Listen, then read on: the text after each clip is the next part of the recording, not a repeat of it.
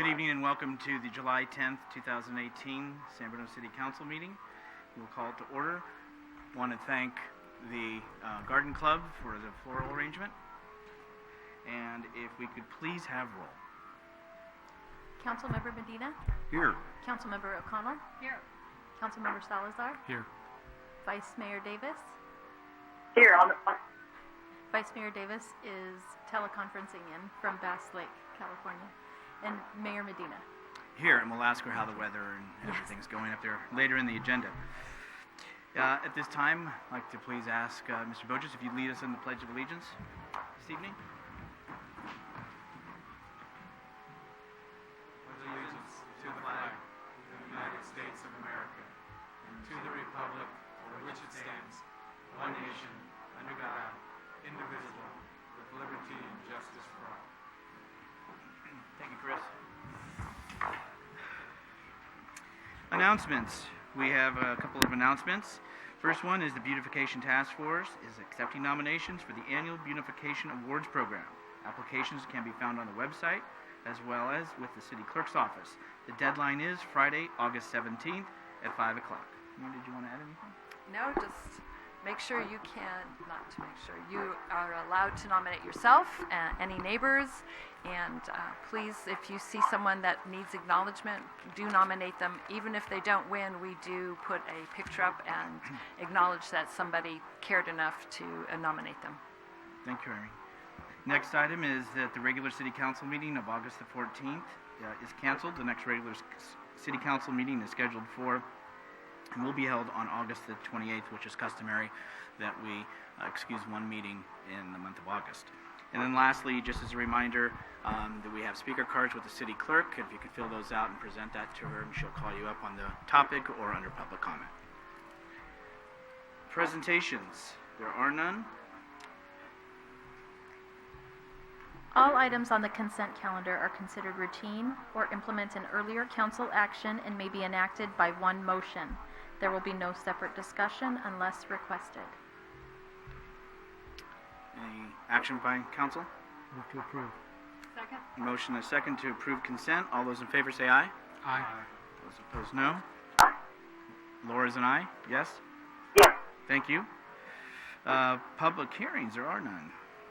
Board report of committee commissions and boards, we do not. Now we're under public comment. Tom Hamilton?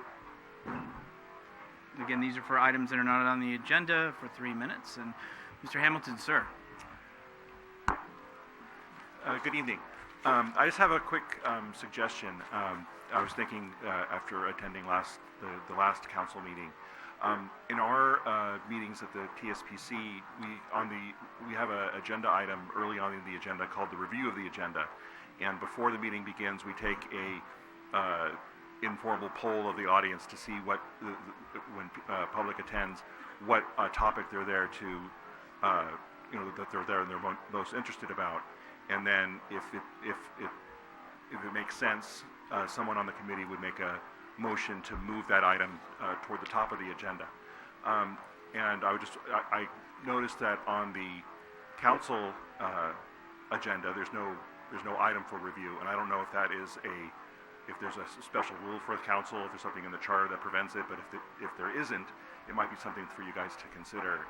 Last month we had there were a lot of people here to speak on the cannabis issue, but by the time we got through the budget, thank you for getting through that budget, a lot of those people had to go.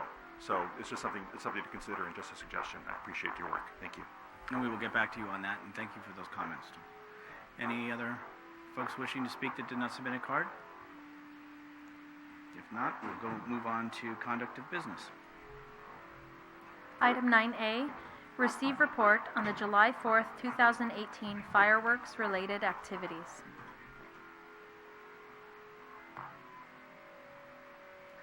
Mr. Mayor, members of the council,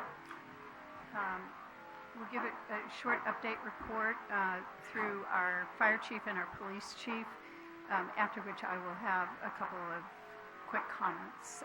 This report is something that the council has requested every year, and our intent is simply to recap the results of the city's education, outreach, and enforcement activities around the July 4th holiday.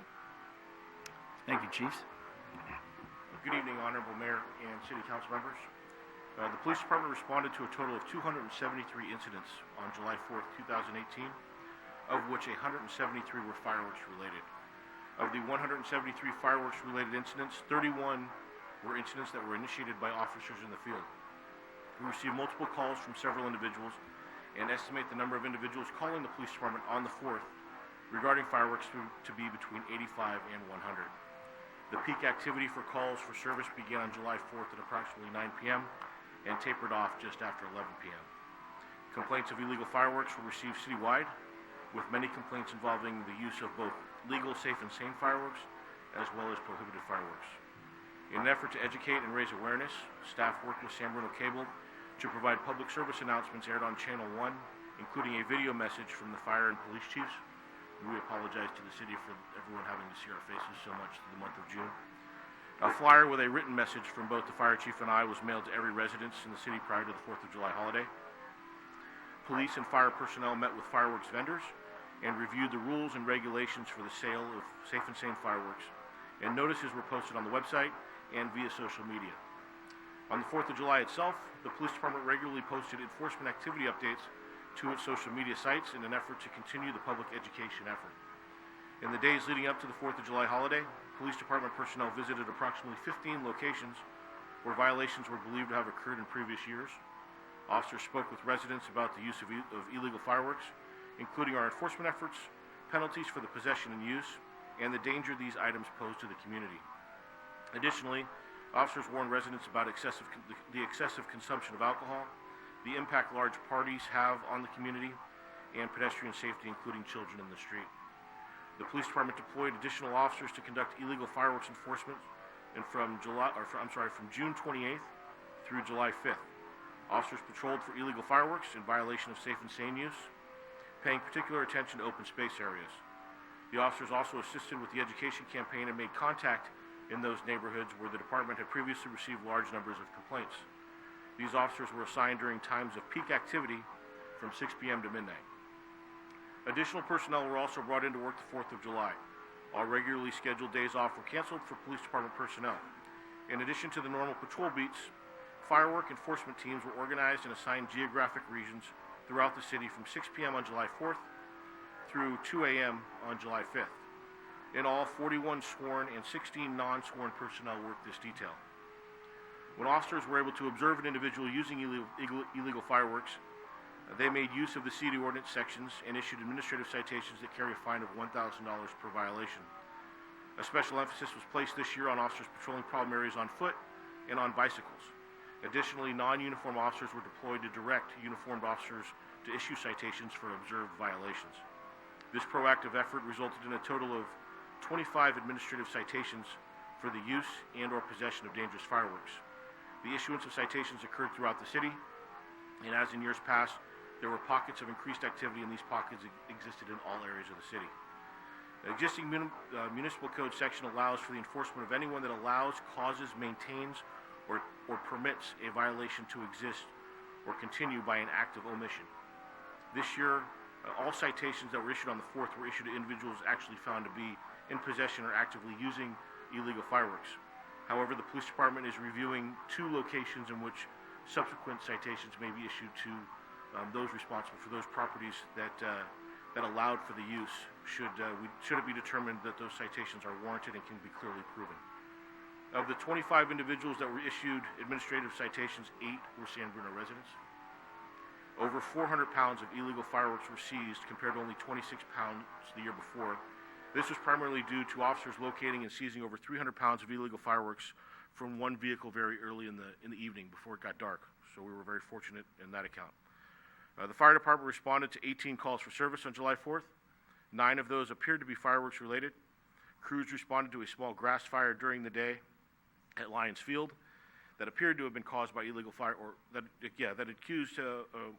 to have been caused by illegal fireworks.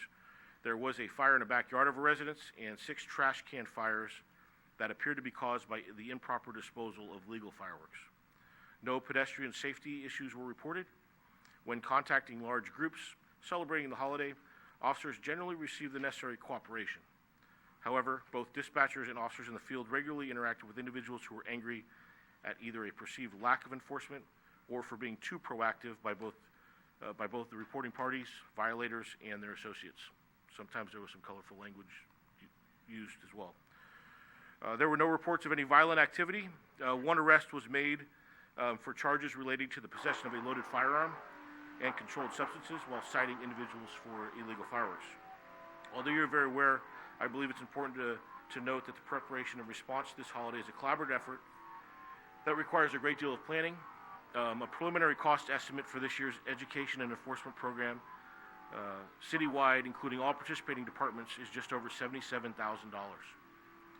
The calculated costs only include what is done above and beyond the normal course of business to prepare for the holiday. And these costs are covered from proceeds from the sale of fireworks by the groups that sell fireworks leading up to the holiday. I'd like to acknowledge the work of the Police Department command staff for developing a thorough and comprehensive operations plan, as well as all of the officers, dispatchers, community service officers, and police clerks who spent this holiday away from their families in an effort to provide for the safety of our city. Additionally, I'd like to recognize the Community Services Department, who assigned 4 staff members to monitor activity at parks throughout the city on the 4th. And I extend my appreciation to the Public Services Department, whose staff picked up approximately 8 cubic yards of trash following the holiday. Finally, I'd like to thank the Fire Department, who worked hand in hand with Police Department personnel to provide for a safe evening. As you might imagine, the Police Department receives a great deal of feedback regarding 4th of July activities. This feedback includes criticism that enforcement efforts are not adequate, and we receive video and anecdotal accounts of the use of illegal fireworks and other unruly behavior associated with the holiday. On the other hand, we also receive a substantial amount of criticism that our enforcement efforts are too robust and too proactive. We hear from many individuals who do not believe we should expend the resources we do in this area. They feel that this activity only occurs a few days a year and does not require the attention we give to it. The Police Department empathizes with all of our residents regardless of their position on our enforcement levels. Our main concern is to do our best to provide for a holiday that is as safe and enjoyable as possible. As we do following every large event or operation, the Police Department evaluates the effectiveness of its planning, its strategy and tactics, and makes adjustments accordingly. This was evident this year by the manner in which enforcement was conducted with the use of officers on foot and not in uniform. We'll conduct the same evaluations for the upcoming year and make any necessary adjustments that are warranted to enhance our efforts to provide for a safe holiday next year. This concludes our summary and presentation, and the Fire Chief and I are available for any questions or comments you may have. Are there any speaker cards, Melissa, for that? Is there anybody from the audience who wanted to speak on this topic? Okay, any comments from council members? None? Everyone? Just thank you very much for your efforts. I know it's difficult when things are blowing up someplace to pinpoint where they're coming from, so I think you did an outstanding effort, and I know you get mixed reviews, but I appreciate all the work you did, and I think you need to keep doing what you've been doing. Anything, Marty?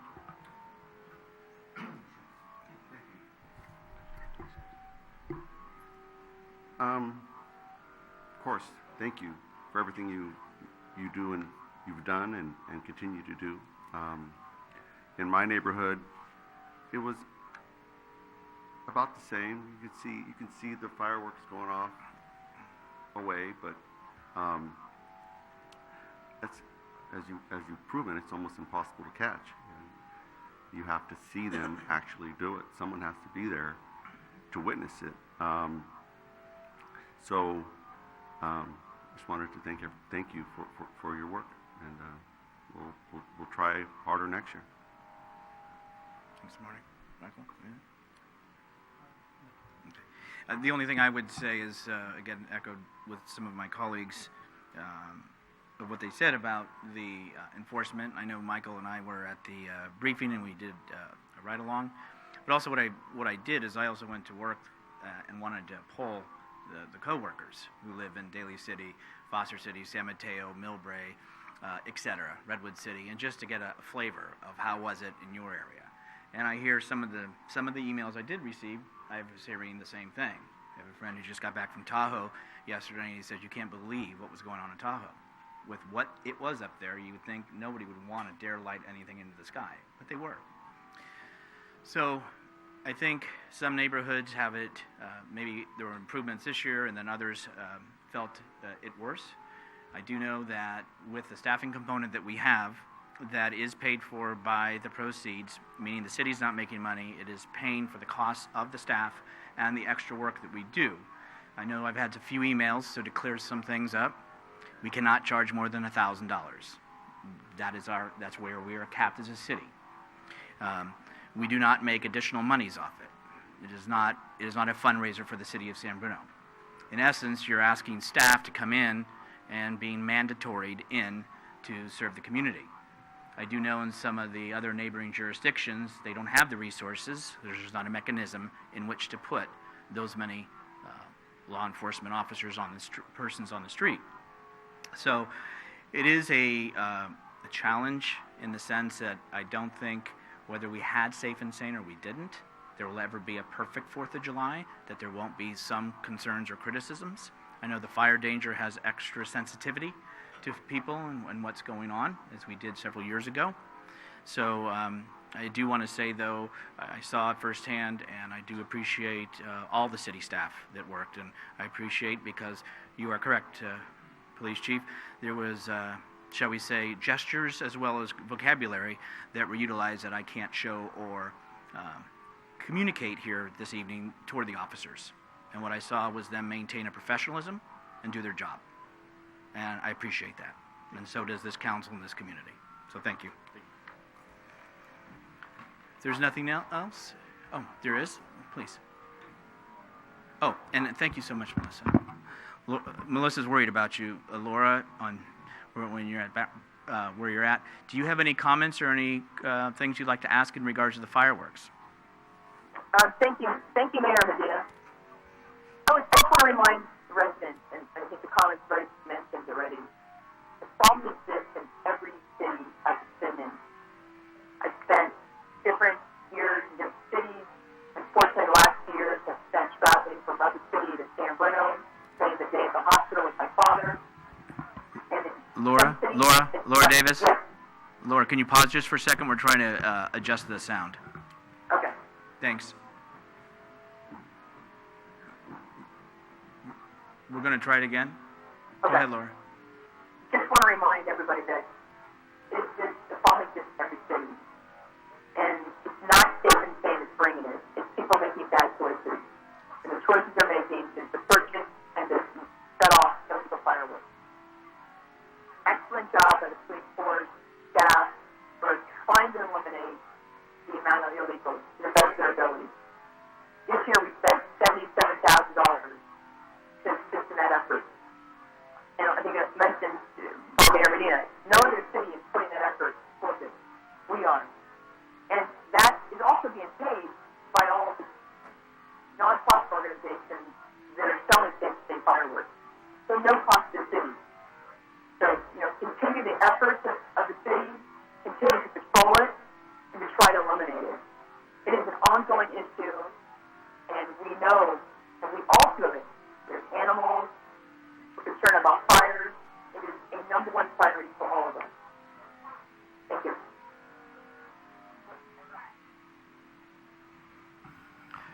Okay, thank you, Laura. And we're going to try to still work a little bit on the sound quality, but thank you. Okay, thank you. So, Laura, what may be helpful too is when you are talking maybe a little slower, and I think that it'll help a little bit here, potentially, but thank you. And or louder. Okay, with that, we're going to move on to the next item. Oh, I apologize, Connie. Thank you, Marty. Oh, Robert, did you want to end? Thank you. No, actually the comments that I wanted to make sure were communicated into the record were the comments that the mayor made earlier.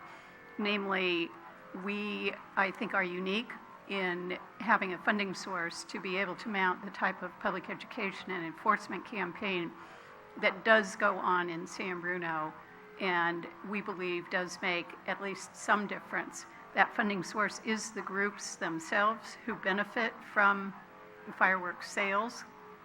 The city does not receive income and does not receive a financial benefit from the sale of Safe and Sane fireworks. That benefit is directly and only to those groups that staff the booths where the fireworks are sold.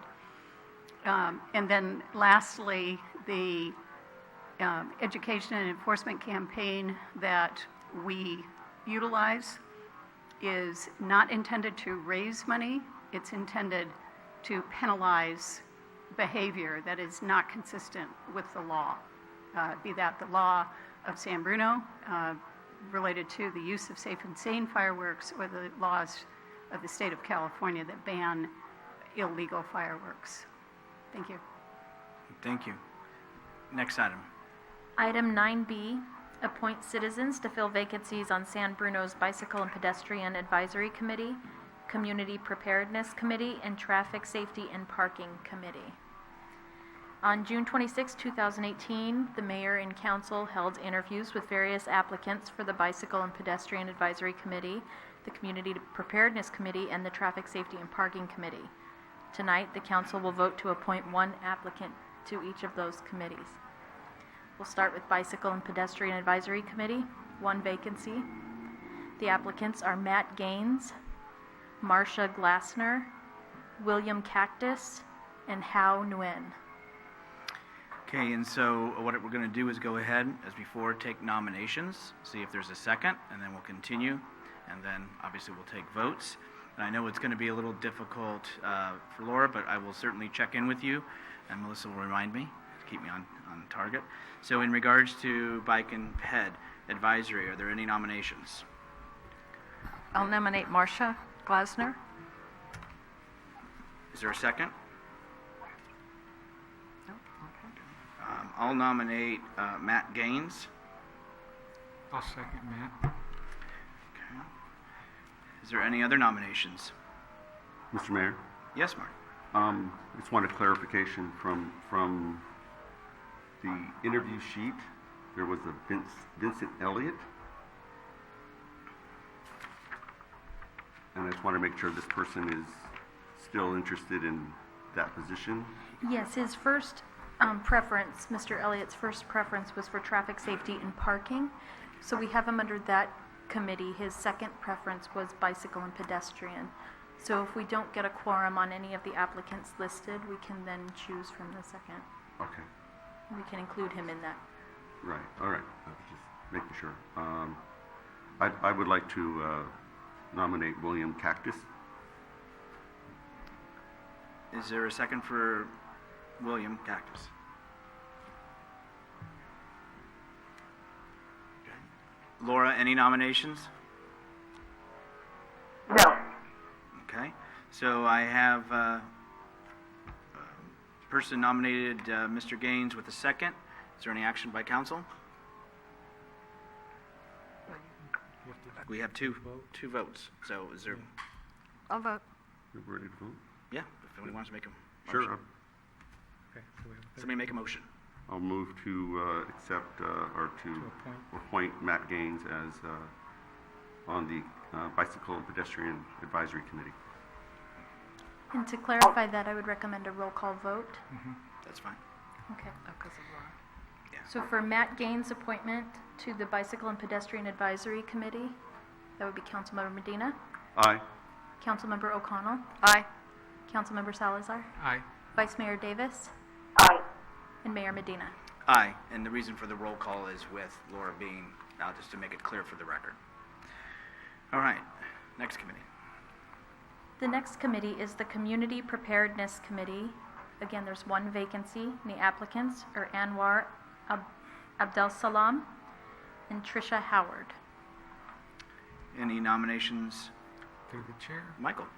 I'd like to nominate Tricia Howard. Second. Okay. Is there any other nominations in community preparedness? Only because of all the voices I heard, so why don't we go ahead and take roll call on Mrs. Howard? A roll call vote for the appointment for Tricia Howard For the Community Preparedness, Councilmember Medina. Aye. Councilmember O'Connell. Aye. Councilmember Salazar. Aye. Vice Mayor Davis. Aye. And Mayor Medina. Aye. Lastly, we have the Traffic Safety and Parking Committee. Again, there's one vacancy.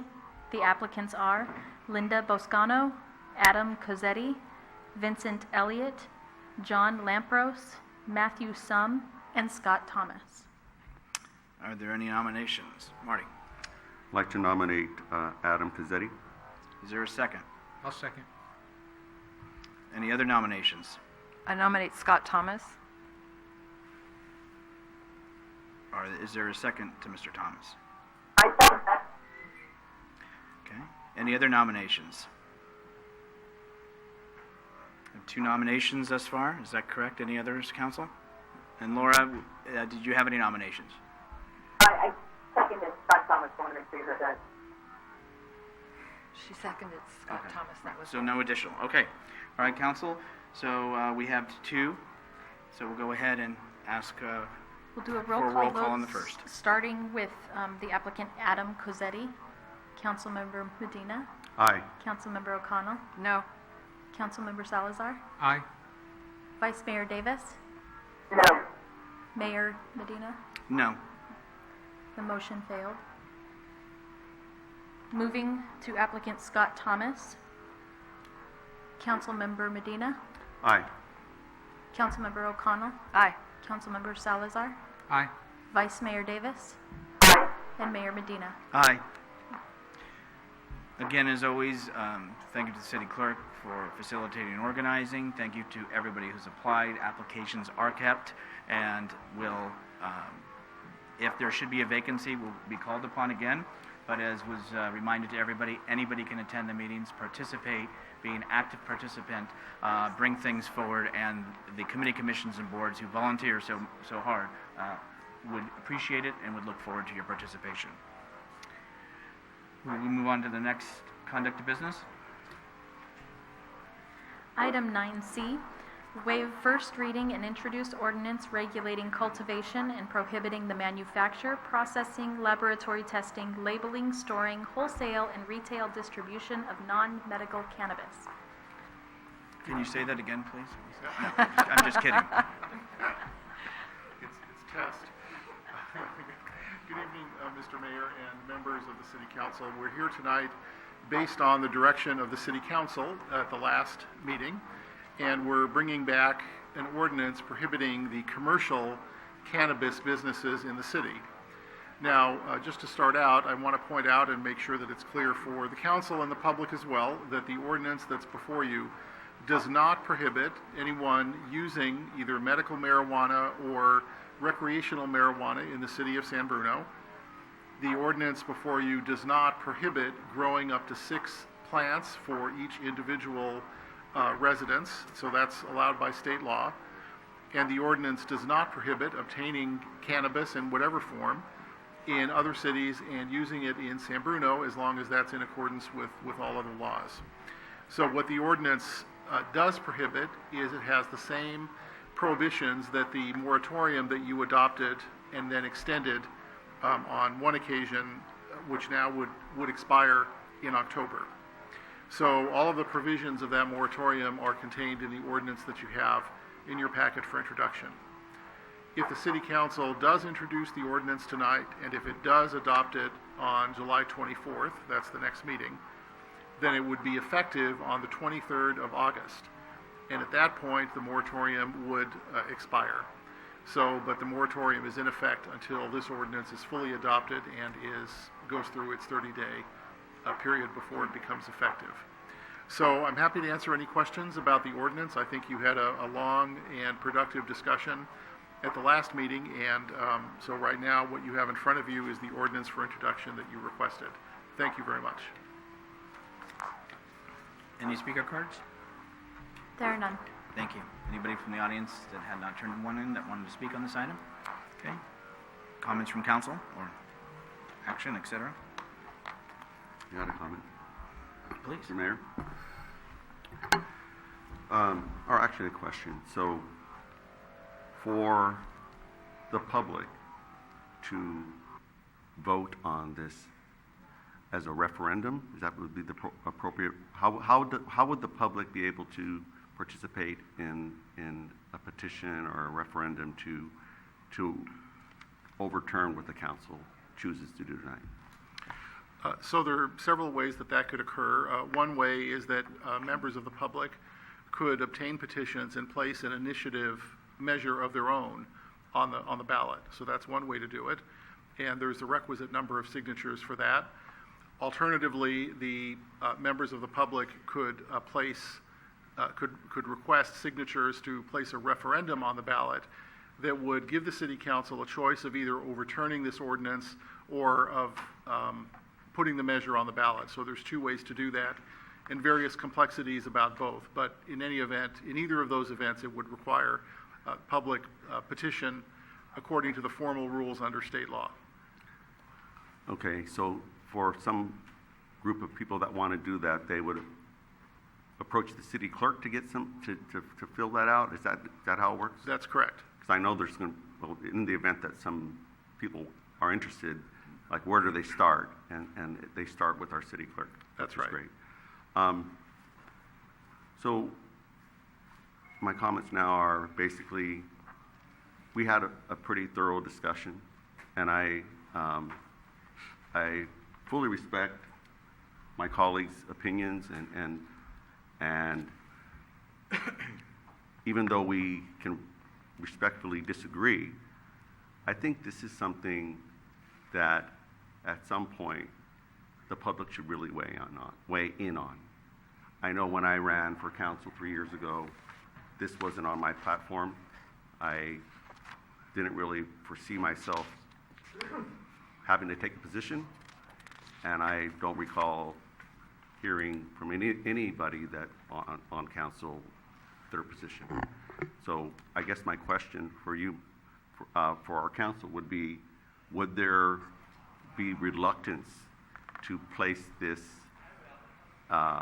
place on the ballot in 2019 to let the people decide? So that's kind of my question to my colleagues, just to kind of see where they're at, because if it's 4-1, then I don't really need to, it's out of my hands. Just to figure out where we're at, to set my individual priorities from the people that are contacting me and saying, well, what could we do, and what will you do? And it's like, well, there's no point.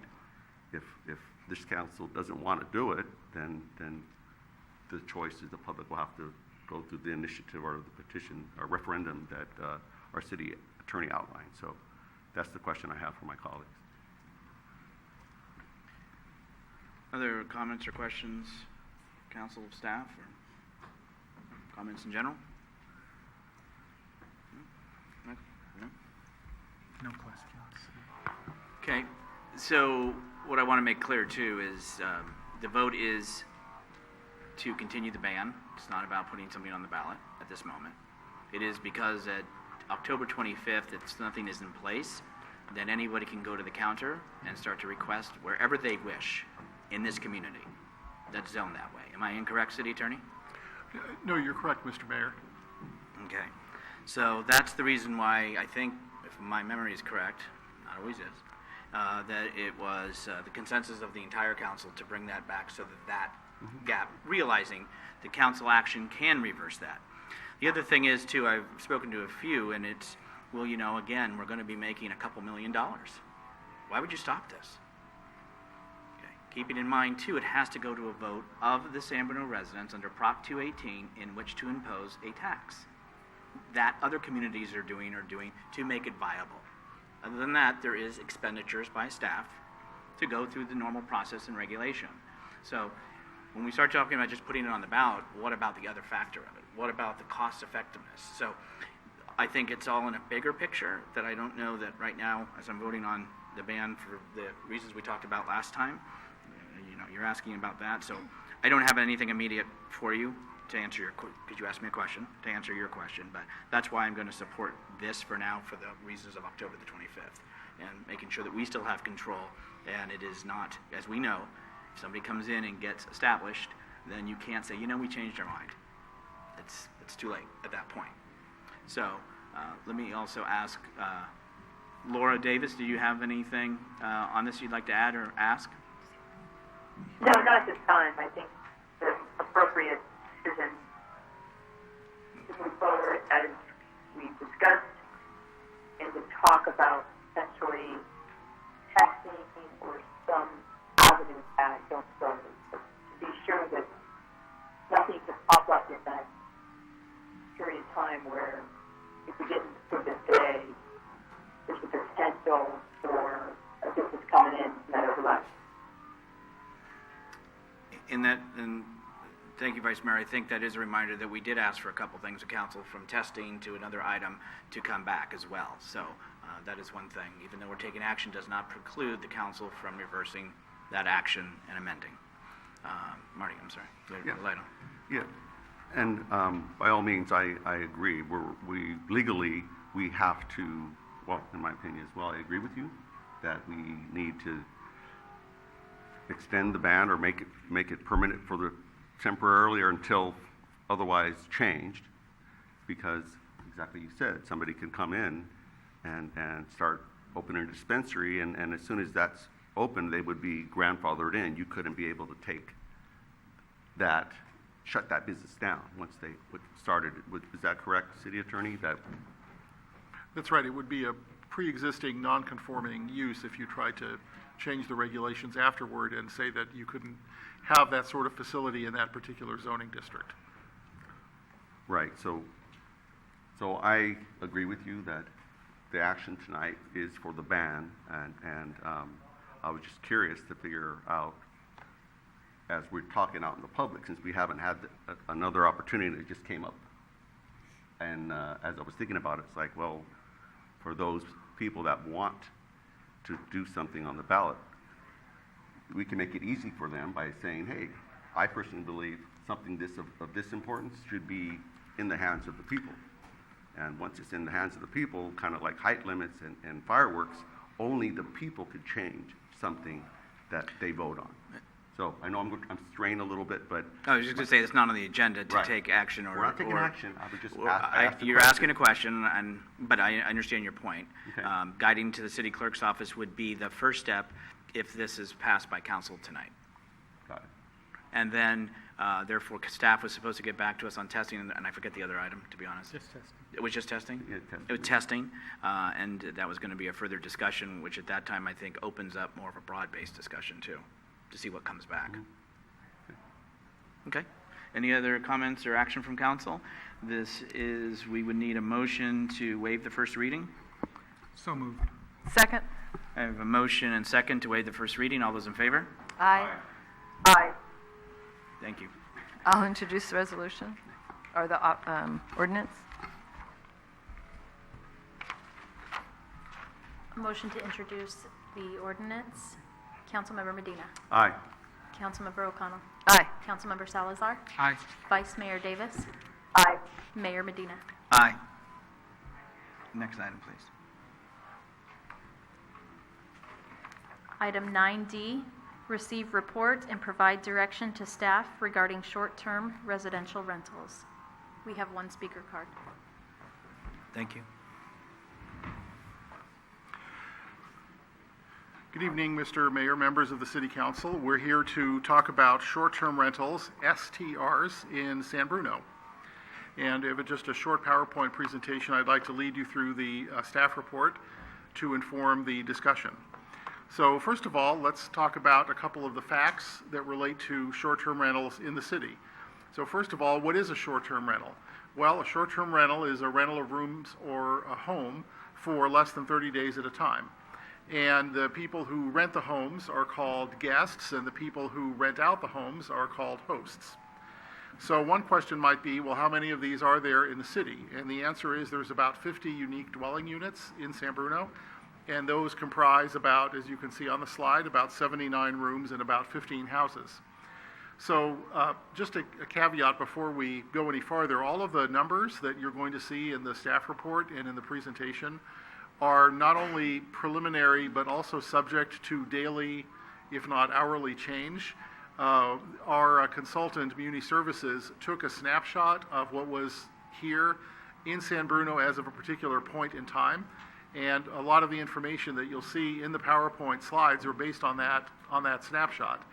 That snapshot can change over time, in fact, pretty significantly, and certainly over months and as the seasons change. So I think it's important that we take all of the numbers in the staff report really with a grain of salt, but we wanted to give you a little bit of a flavor of them so that you know what we're talking about. So those dwelling units that are STRs are spread in really throughout the city. And you can see there the average room rate and the average rate for renting an entire house. I'll make another caveat about that. When you look at the list of those room rates and home rates, they really vary widely. I mean, sometimes by several $100s. So it's not clear whether they're picking up all the right numbers or not. So again, this is just an estimate of what we have here in San Bruno right now. All right, so let's take a look for a second and talk about the zoning regulations that apply to short-term rentals.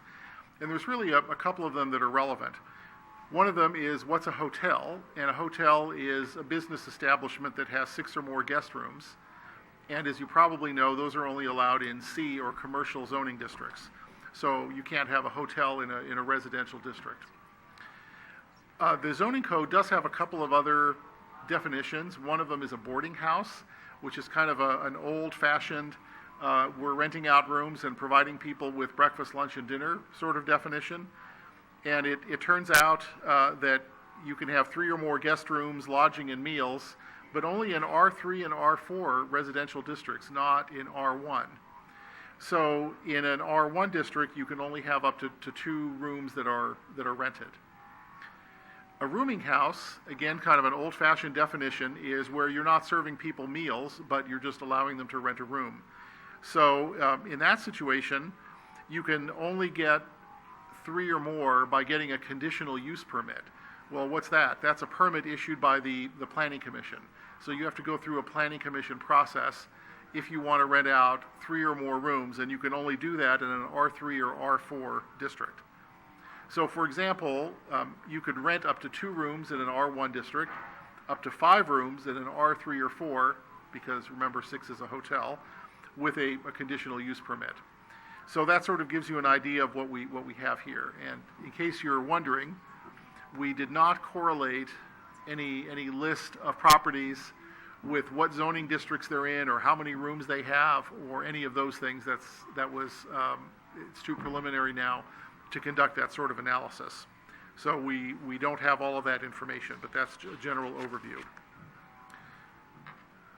All right, let's take a second and look at the current regulations about taxing. So, can we tax short-term rentals, and if so, how? So the city has 2 taxes that it applies to businesses. One of them is, appropriately enough, called a business license tax. And that's actually a very small tax rate, as you can see. It's only about 0.1%.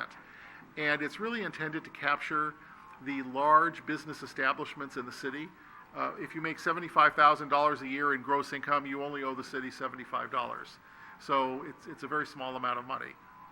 On the other hand, transient occupancy tax is the tax that we apply to hotels and motels. And that tax rate is 12%, so as you can see, quite a bit larger. So if somebody is earning $75,000 a year running a hotel, they're paying $9,000 in tax to the city. And it's important to note that neither of these taxes are really designed to address or collect revenue from these residential rentals. And you might wonder, well, why is that? Why can't we use these? And the answer is because these aren't really regulatory mechanisms, they're just tax mechanisms. All they're there for is to collect money from people. And so there's no mechanism to track the revenue or to monitor how many rooms people have in their homes and who's coming and going and any of those things. The transient occupancy tax, of course, is only applied to hotels.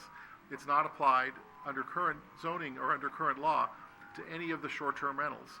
So that's the reason why these 2 taxes currently would be difficult to apply to short-term rentals. We'll talk a little bit about that as we go on. All right, so let's just take a look at a couple of the policy issues that we need to consider. So I've made a list here of some of the things that often come up in discussions about short-term rentals.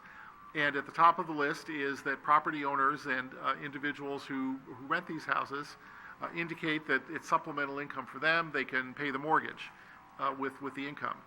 And it is important to distinguish that situation from a situation where, on the one hand, it's being used as a primary residence and they're just renting a room or two out, as opposed to a different situation where some company has bought the house and is doing nothing but operating a commercial business, renting rooms out in the home. Those seem to be two different situations. Some of the issues to consider as far as regulation might be that if you have a lot of short-term rentals in the city, which the city does not, there's only 50 out of about 14,000 dwelling units. But if you did have a lot of them, it might reduce long-term housing stock. So those homes aren't available for long-term tenants, for example. There's also a question about whether short-term rentals affect neighborhood character. And I think you probably read in the newspaper about other cities that have had some significant problems with them. San Bruno is fortunate in the sense that we've only gotten a couple of complaints that are uniquely about short-term rentals. On the other hand, there could be parking impacts in particular neighborhoods, and so that's something to keep in mind and one issue to talk about. Another topic is if you are going to regulate, then what's the scope of that regulation and how much is it going to cost you to enforce that regulation? So there's really a couple of things you can do, and we'll talk about it in just a little more detail in a moment. Some cities have just decided to ban short-term rentals, and you can actually do that if you want to. Some of those cities have been targeted with litigation, but most of them have prevailed eventually. And so the courts have held that cities can ban short-term rentals completely throughout the city if they want to do that. The other alternative is to regulate them with some of the features that we're going to talk about in a minute.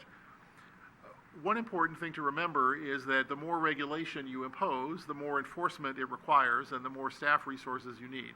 So you have to be careful about what regulations you're looking at and allow staff to come back to you with some information about that. The other possibility is you could simply allow short-term rentals to exist without any regulation whatsoever, sort of as we're doing right now. But we're also not collecting any tax revenue from those opportunities either. And speaking of tax revenue, you'll see that if we did collect TOT from about 40% of the short-term rentals and had a 100% collection rate, which frankly is pretty optimistic, you see on the screen that we could be receiving sort of a low six-figure amount. And I guess it's important to pause here for just a minute. Our consultants have told us that under no circumstances should the city budget prospectively for the amount of revenue they think they're going to get from short-term rentals. It's very variable and it's very difficult to predict.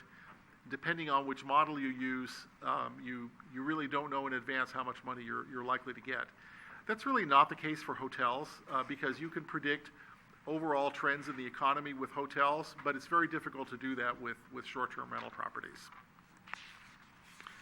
So let's dive a little bit more deeply into what are the regulatory options. What could you do if you wanted to regulate short-term rentals? Well, there's a whole menu of things. So you could regulate the total number in the city. For example, you could decide we only want 50, we only want 100, we only want 20. So that's one thing you could do. You could also impose those limits by particular zoning districts. So that's something to consider. So some neighborhoods might be able to support more. Some neighborhoods maybe could only support fewer. You can look at a minimum distance between short-term rental properties. That would require a planning study in order to establish that, so it's not just an arbitrary number. You could look at occupancy caps by number of rooms, by square footage, by lot size. I do want to pause on this for a second because as attractive as that may seem at first glance, it's actually very difficult to enforce because those are all things that are transitory within the house, and it's almost impossible for staff to do code enforcement on things that are occurring inside the house that they don't have ready access to or can't see from the public right-of-way. One thing you could do is you could impose rental periods, and you'll see you could impose a minimum. You could say anybody who's renting, one room for fewer than 30 days, it doesn't count. We'll just forget about you. On the other hand, you could say that you can only rent a certain number of rooms for a certain number of days throughout the year. So only 2 rooms, maximum 90 days, for example. So that would be an example of a minimum or a maximum. One fairly common requirement is an owner occupancy requirement. And most cities don't require that the owner actually be present during the rental.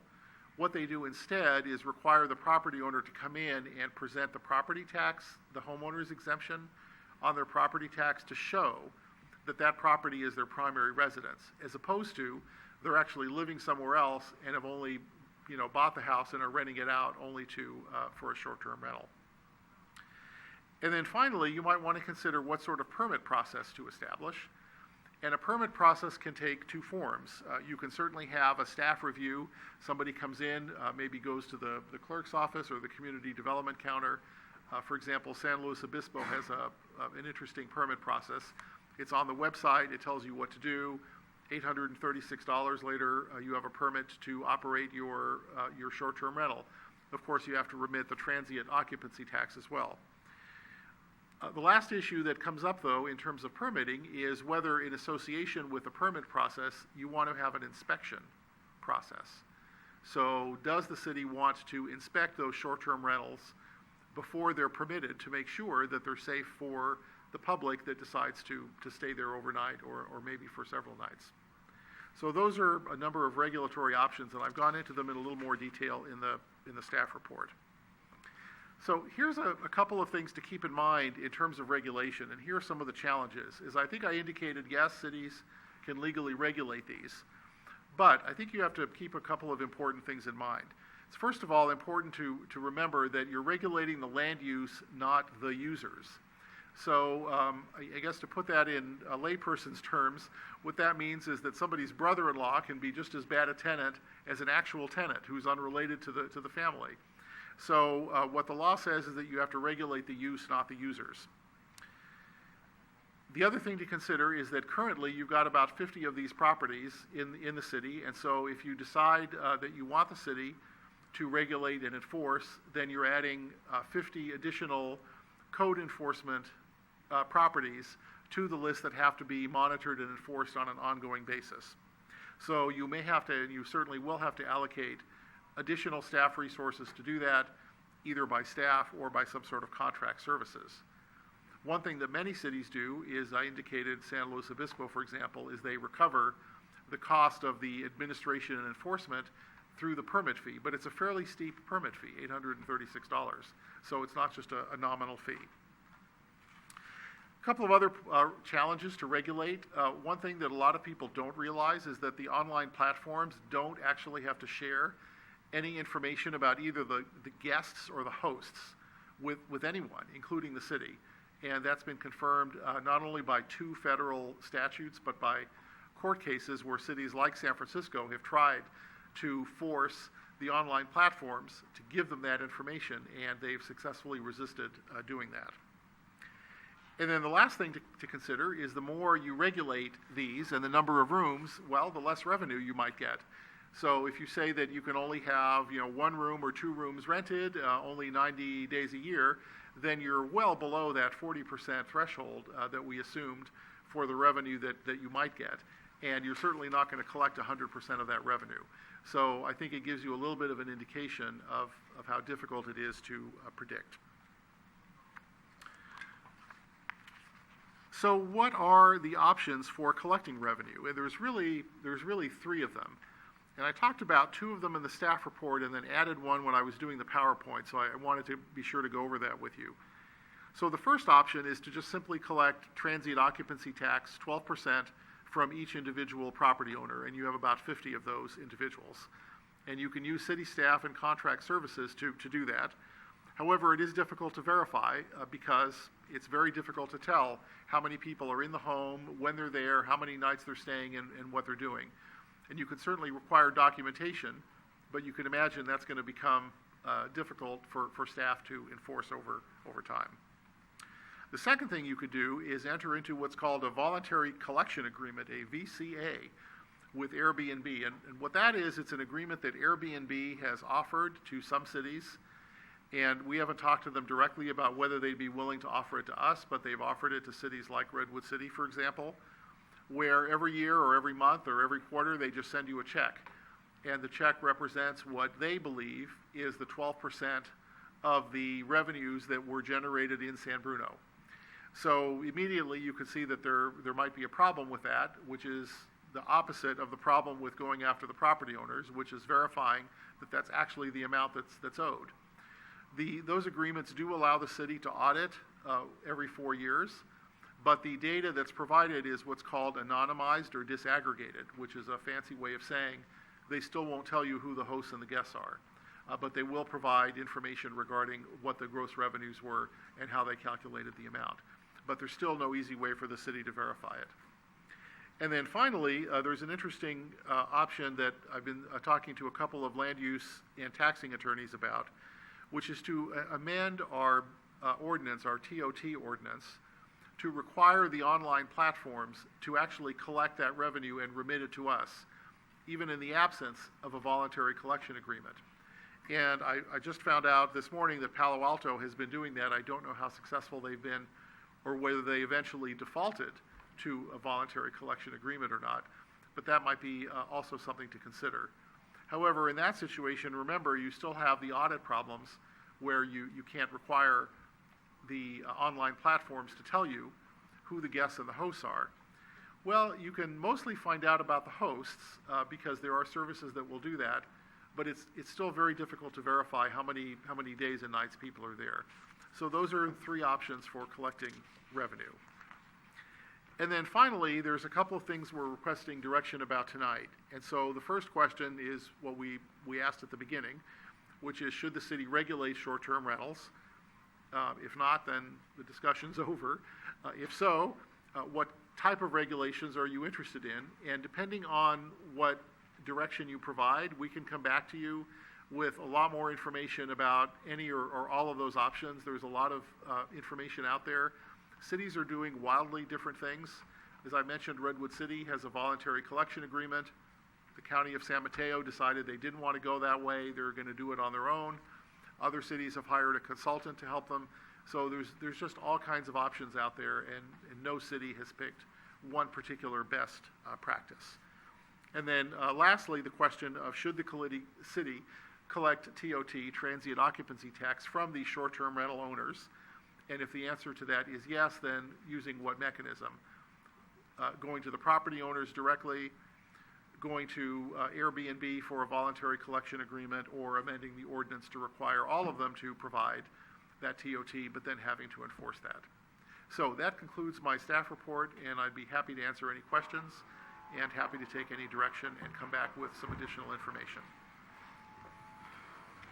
Okay, speaker cards. Alex Melendres. Made it just in time. Let's see here. Alex Melendres, 140 Portola Way. Good evening, City Council and staff. Once again, I'm here as a private citizen representing only myself. I'm here to voice my option on an issue that I consider very important to many in the Bay Area, but also disproportionately affects young individuals. Regarding short-term rentals, I believe the city's consideration of the long-term housing stock should be of great importance. Short-term housing rentals, especially whole home or in-law rentals, can negatively affect housing stock and are not consistent with the goal of increasing affordable housing. Many young adults like myself are often still living at home with their parents or in spaces over recommended occupancy. Long-term housing stock, as we know, can affect housing prices, and supply is clearly lacking in the Bay Area. However, practically speaking, to outright ban short-term housing rentals both may come off as an infringement on private property rights and discourage local stay and tourism. I believe a good balance for the city of San Bruno would be to cap the number of short-term housing rentals, especially whole home rentals, and possibly fold existing and future rentals into the city's hotel taxes and rental ordinances where applicable. I thank the City Council and staff for their time. Thank you, Alex. Anyone else? Anybody else from the audience? Comments, thoughts, questions, council? Irene. Thank you. I have an initial comment. Councilmember Marty Medina and I were part of the revenue, or we were the revenue, or are the revenue subcommittee that took the list of revenue generating possibilities and said to staff, oh, this looks like an easy one. So this is just an example of things that look easy and simple and straightforward, obviously are not. So we had asked staff to, and city attorney Mark, to delve into this, and now it's come back to all of us, and you can see how non-simple it is and how little revenue, regardless of how it's done, it would generate. So I look forward to hearing everybody else's opinion about this.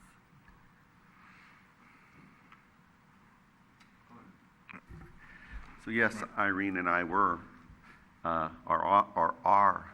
are on the subcommittee. We're both kind of stunned with this. Yeah.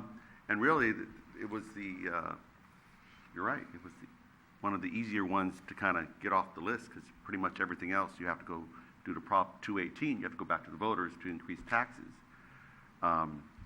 So yes, it's a little complicated, but the way I'm currently looking at it is, right now it's unregulated, so it's going on.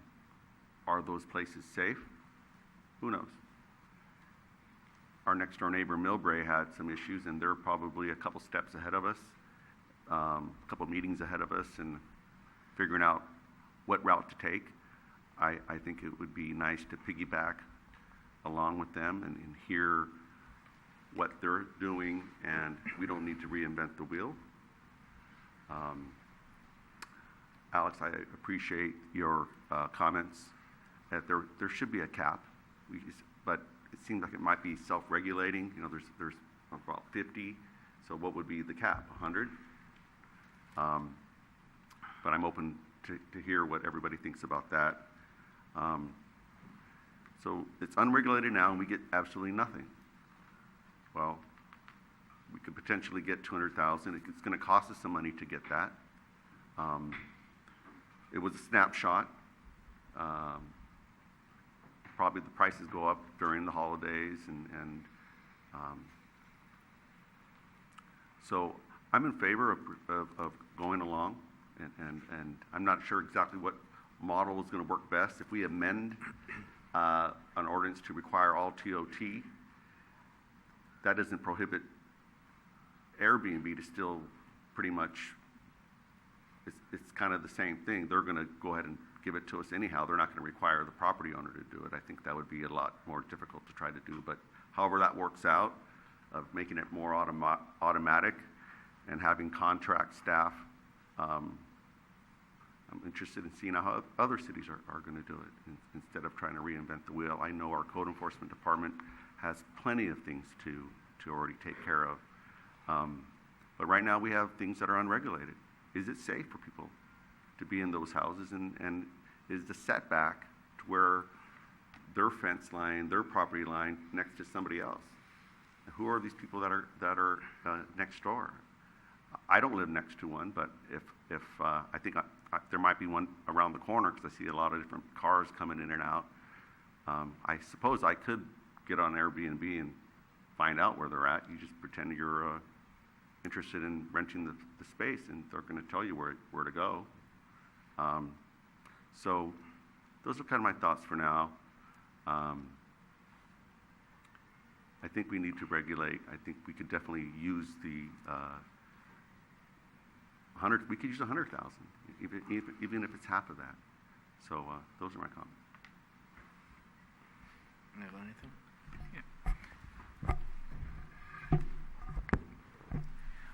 Mark, the numbers that were in the report,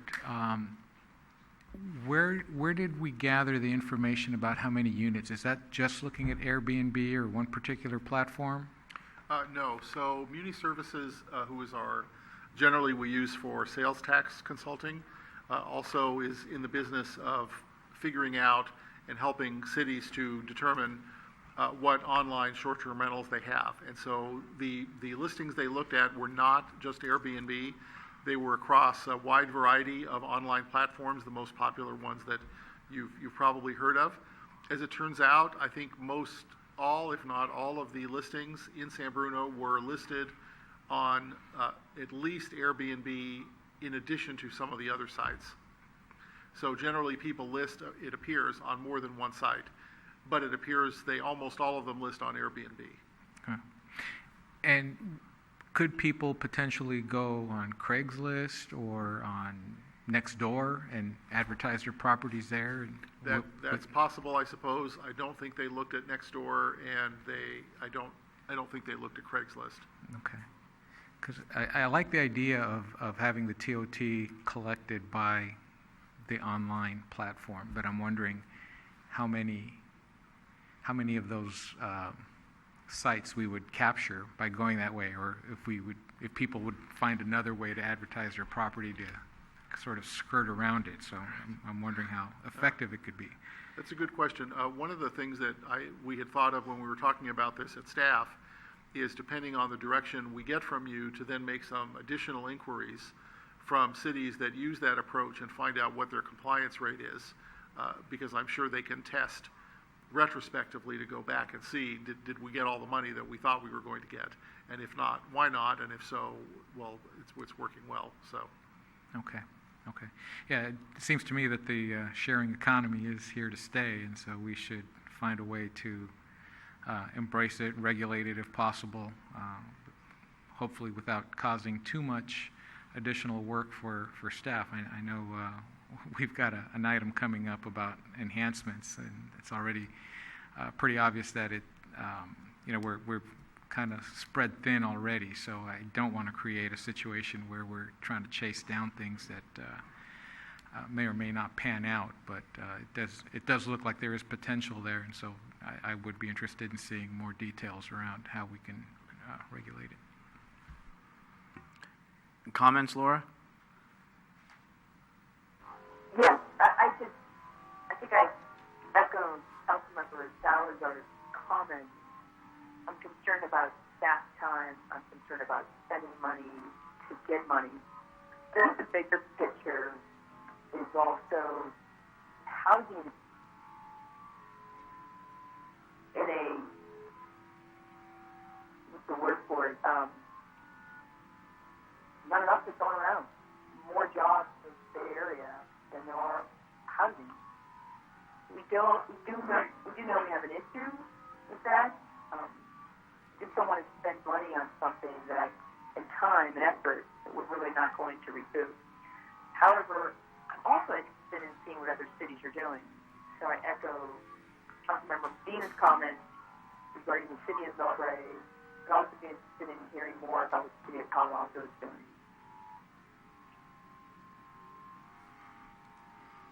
Thank you. Irene, did you want to circle back? I'm sorry? Did you want to circle back? Oh, yes. I have a couple of comments. I appreciate the member of the audience who spoke about housing issues, and I know we are very concerned about parking in certain areas. So I too would like us to look at a cap.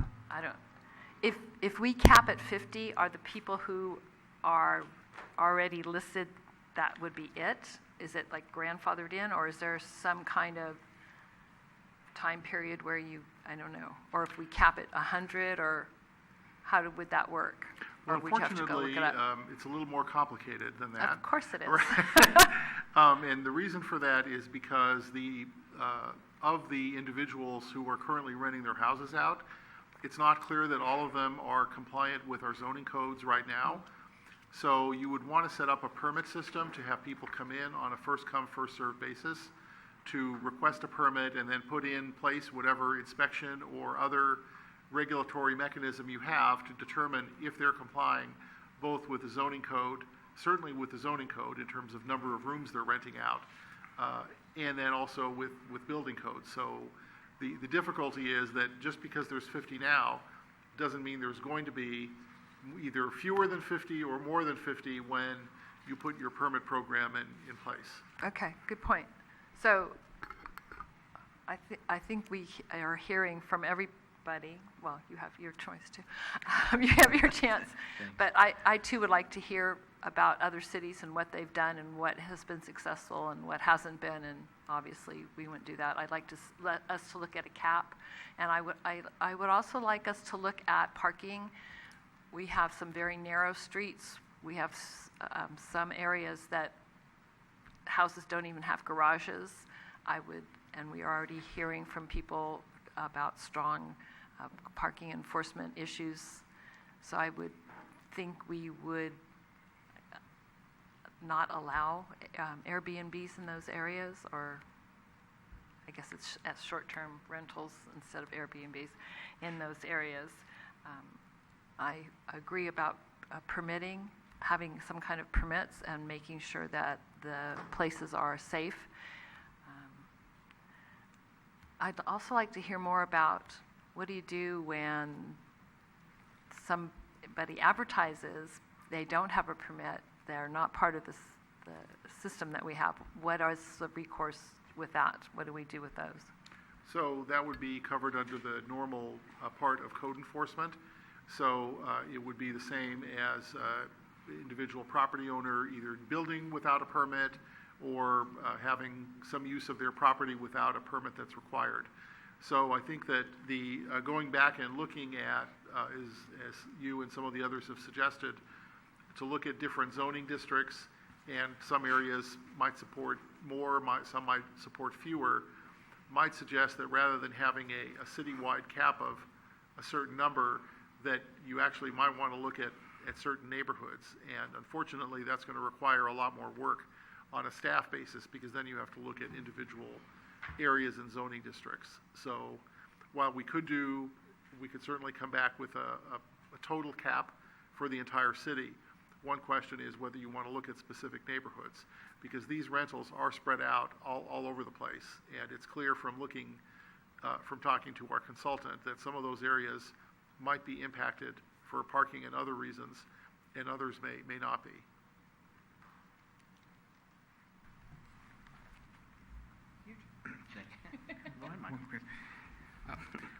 Mark, I was thinking back to 2015 when we decided that we didn't want to let people rent out their driveways.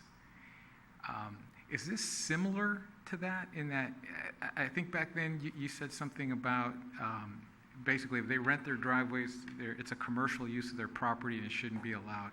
Why can you rent a room and not fall into the same category as renting your driveway? Is that different? And are we still not allowing driveway sharing? So there's no clear way for the city other than using code enforcement to follow up on that, and the city did engage in code enforcement, as you may recall back then, with some of the online platforms, and with, I would say, varying and sporadic degree of success. I think we were able to get a couple of those to discontinue their uses, but it's certainly possible that there's many other uses that we're not aware of. As you know, code enforcement is on a complaint-driven basis, and our code enforcement officers don't go out and look for cars that are parked in people's driveways to try to determine if they're parking there for the airport or for some other reason. So it's very difficult to do that. As far as the commercial use of their property, that is true. However, with the short-term rentals, there's no obvious difference between that and simply having a rental house for a long-term basis. It's still a business for the property owner. The difference is that in the short-term rental case, there might be more turnover of individuals at the house that may or may not create more neighborhood impacts and may or may not affect the residential character of those neighborhoods. Okay, thank you. I think what I'm hearing, and I have some concurrence, is looking at a cap, what other cities are doing, parking in certain areas for short term, because I think bringing that to impacted areas is not something we want to do, regardless to revenue, because honestly, more parking is now another problem that we have to then deal with that on the other end. Permits or some type of business license for the homeowner or the person that's doing the renting, maybe they have to pay some type of a business license and have to come in, then it has to be inspected. Just trying to think of other ways to ensure that we're getting it, and that maybe the business license, you must have that in order to but I don't know how you would enforce that, to advertise. Business license equals the ability to advertise, which is a business, you're collecting money, you're operating and such. So just like anybody else who operates a business in the community or lives outside the community that comes in, you need a business license. So maybe that's something else we should look into. I also, as far as what happens, how much time is it going to take? So if we're projecting $100,000 or $200,000, let's just say it's 200, and it's going to take us $125,000 to do enforcement, do staff time, et cetera, inspections, then is that worth the outcome? So what is my return on investment? And so if in the end we're $50,000 in the positive, is all that worth the staff time? But the question was about hiring a consultant. So what are those true costs? And what's the projected for those that have done it, how much time that will take? And I think that is the element I always like to hear is, okay, you can throw 200,000 and we go, well, now we can do something. Well, really, it's not a for sure. Just like the TOT tax is not for sure every year what we're going to get, or the sales tax, as we know. So I think those are at least my comments on things that I would like to have looked at. Hopefully I've recapped most of what the council has said. All right, Laura, did I recap most of what your thoughts or what was said? Yes, thank you. Does that give staff enough direction? I believe so. I think the information that you're requesting come back is likely going to require the further assistance of our outside consultants because they're, we've heard we don't want to reinvent the wheel, and I wholeheartedly agree with that. Unfortunately, there are about 2 or 3 wheels out there that different cities are using, and so I think in order to get the information that you're looking for, we'll probably need to look at what a wide variety of cities are actually doing, and if we can get data about how effective it is. So we'll definitely come back to you as soon as we can with some additional information that you've requested and put together a program that we think makes sense based on the direction that we've given you, that you've given us, sorry. Thank you. Thank you for bringing that up and bringing that forward. Next item. Item 9E, adopt resolution authorizing an increase in fines for parking violations defined in the California Vehicle Code and the San Bruno Municipal Code.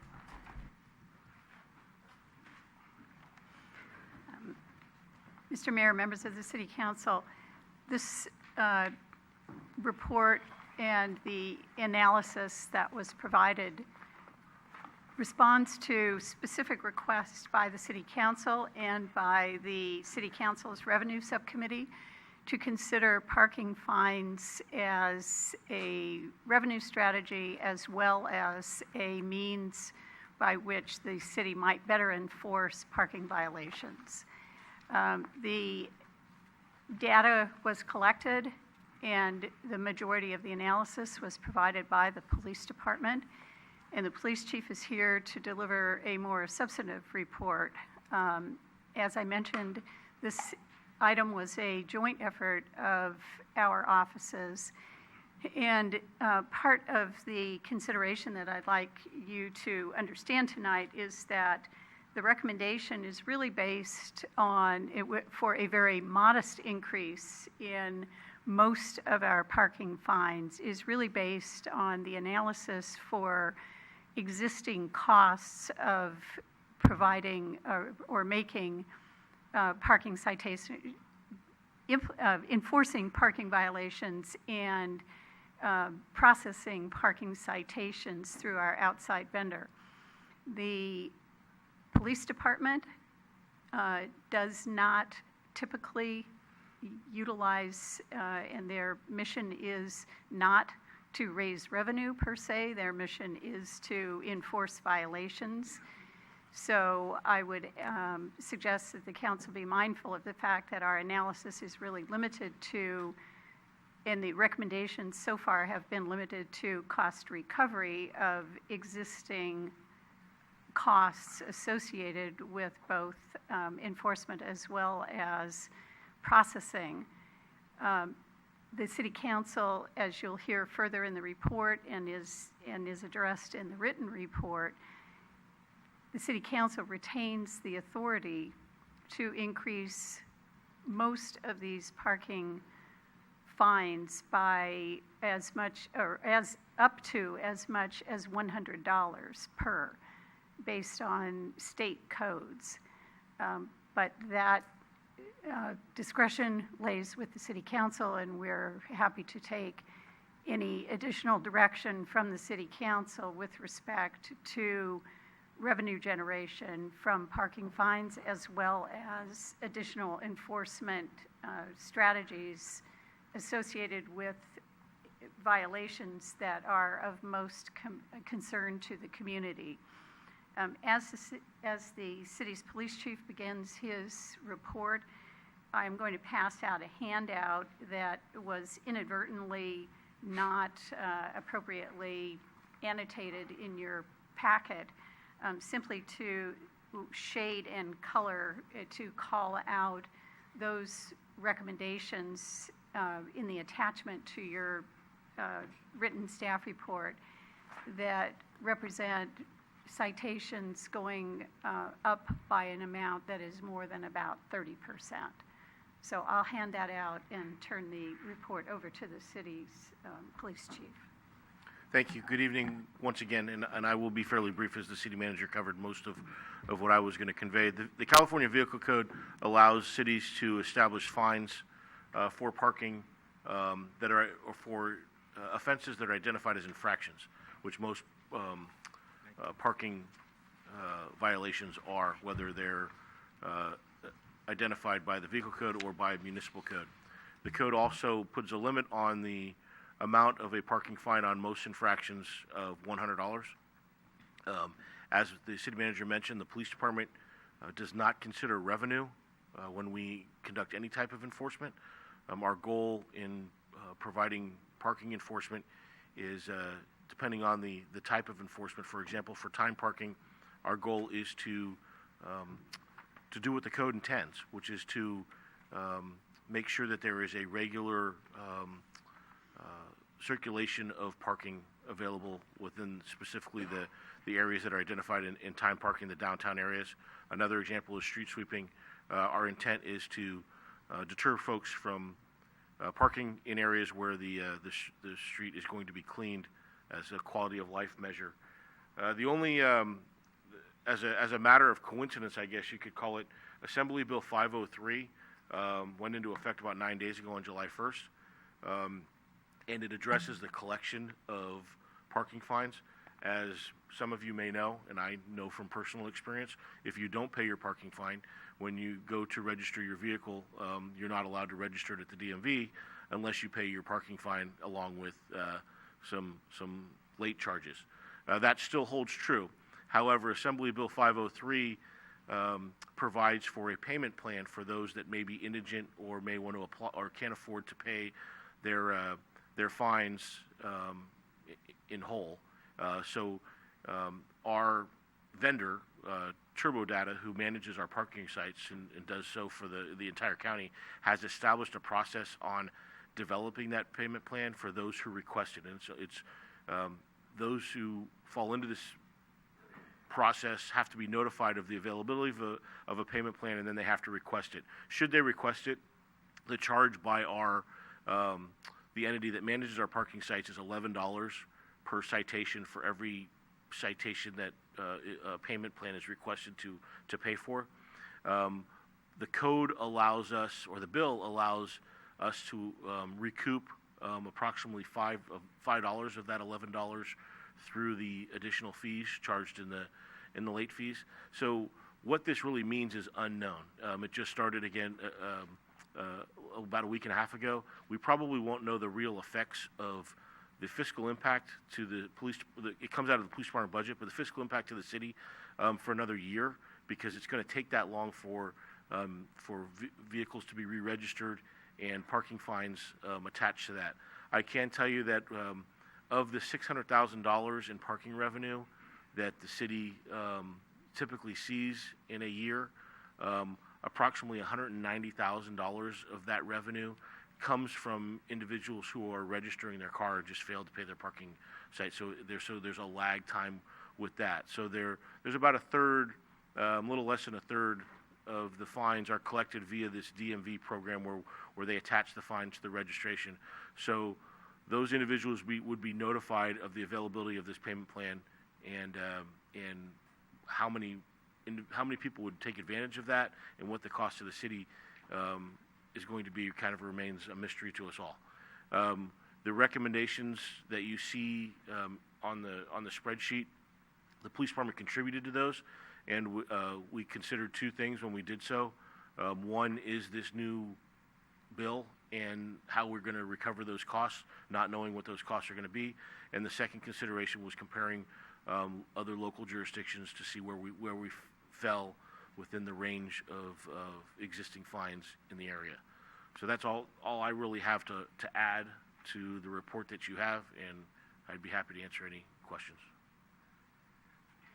No speaker cards? Okay. Anyone wish to speak on this? Comments, questions from council? Oh, I apologize. I didn't turn all the way. Go on. Yeah, please.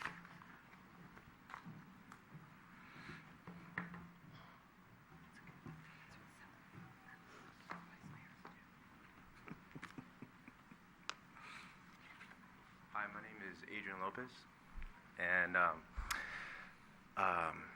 thank you for giving me the opportunity to come up here and say something in regards to the possible increase in parking fees. I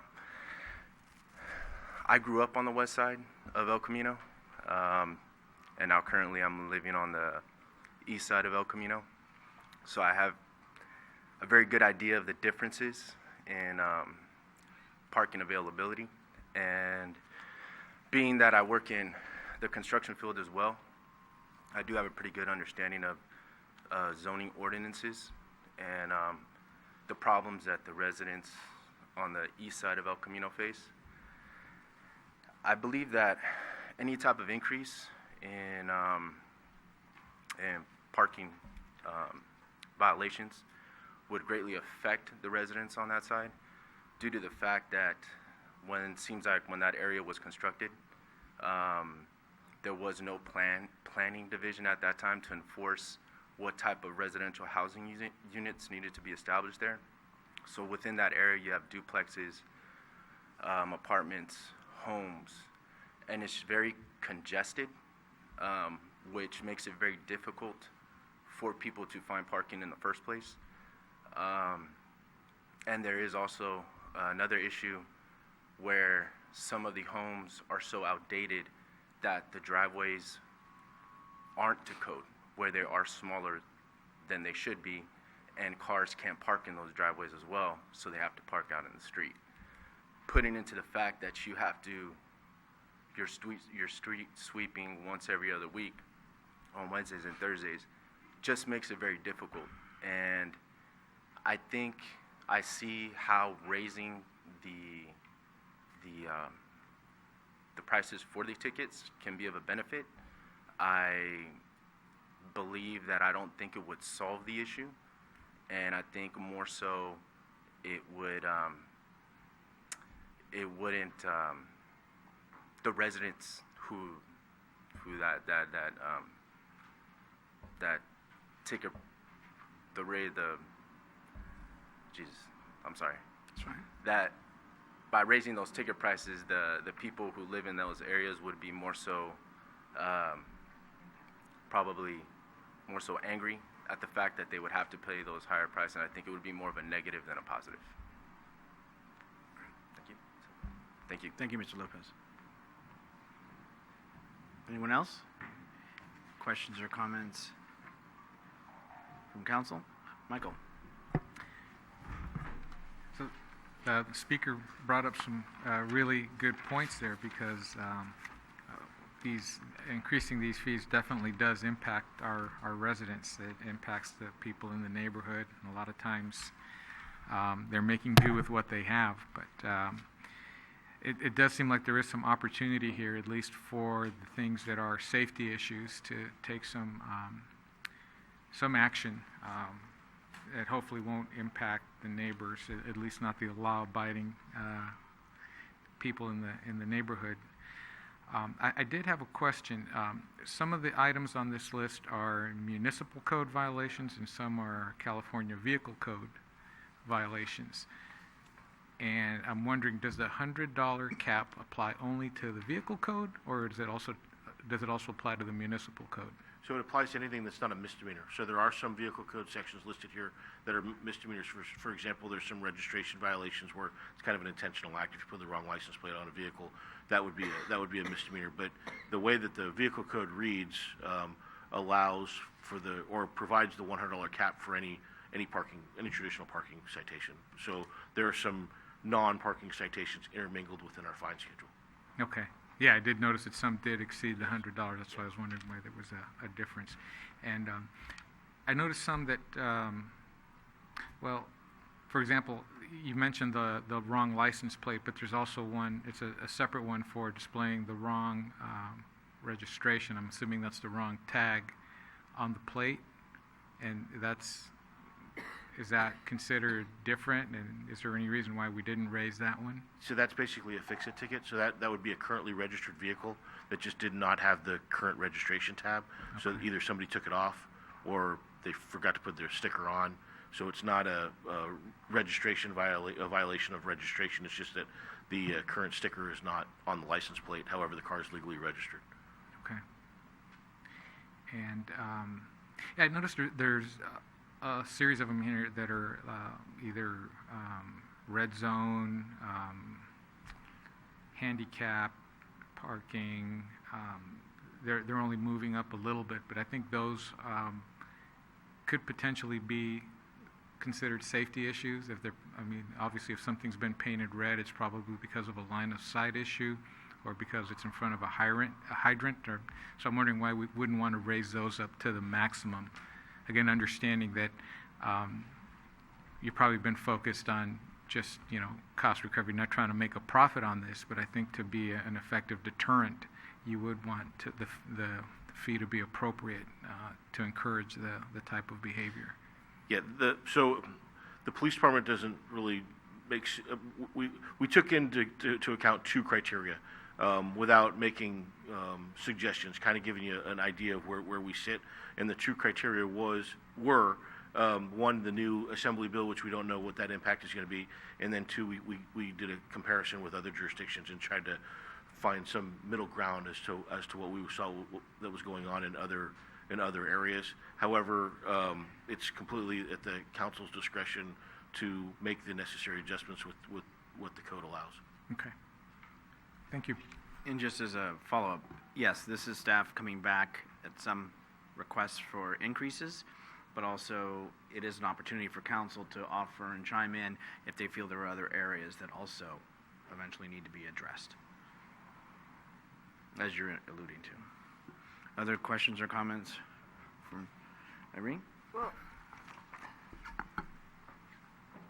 I know that your officers go out and use discretion when they are ticketing people. Thank goodness, because I walked the dog this morning for 2 miles, and in those 2 miles, I was particularly counting people who park their cars behind driveways. So they're totally blocking the driveway, not just 6 inches or whatever. And there was 23 of them in just Linden and back up on Elm, and they hadn't been ticketed, but they obviously were the owner's cars, or there was some nexus to the house and the driveway they were blocking. So what do the officers do in that case? They just kind of drive by and ignore it, or how do they determine for blocking, who to give a ticket to? It's illegal to block any driveway if you're parked on the street. Right. However, we only respond to complaints of people that are blocking the driveway because we don't cite individuals who are blocking their own driveway. We realize the strain that there is in parking, and again, our goal is not to go out and write tickets for the sake of writing tickets. We truly want to have a positive impact on the area, and a lot of that is based on complaints. And we don't feel that if you block your own driveway, that you're having that negative impact. So So we respond to blocked driveways on a complaint basis, because if we see a car parked blocked in a driveway and we haven't received a complaint, like anybody else, we like yourself, we assume that that's the resident there, and it's not prohibiting anybody from accessing either the garage or the driveway there. Okay, great, thank you, because my daughter parks behind my cars all the time, and which allows neighbors to park and actually helps the parking situation, because that's one more car that's not Just putting one, there which is a somewhere. little different than, just a point of clarification, and I know this is a touchy subject, but the short driveways that people pull into and block the sidewalk, that sometimes is another issue. We'll get calls saying, hey, there's cars blocking the sidewalk that may be in driveways, depending on, and unfortunately, Right. we will go and if we get complaints, we'll go and cite those when we have the personnel to do that. But not typically, we never just randomly cite somebody blocking a driveway unless we get a complaint. Okay, and then I saw in here something about a hydrant, was it 15 feet or within a hydrant? I'm sorry, I didn't mark it. In the top of the third page. Like 5 or 6 Oh, thank you. So within 15 feet of a fire hydrant, is that? I didn't know that. That is technically the law. Yes, you're not supposed to park within 15. And again, we use some discretion there. If the fire department can access the hydrant, and we're confident that they can, again, our goal is to make sure that the person parking the car is not preventing access to the hydrant, rather than pulling out a tape measure to make sure that you're 15 feet rather than 14 and a half feet Okay. from the hydrant. So this counts even if there's no red curb parked in front? Technically, that's correct, yes. Okay, thank you. So, I think most of these that we have, that you've raised them from $38 to $40. I think they're reasonable, and given that most of them are complaint-driven, I don't think they're going to cause undue hardship. I would, however, like to see the red zone one. I believe Councilman Salazar mentioned it too. I think that should be higher, at least $60. People blatantly park there, and it drives me nuts.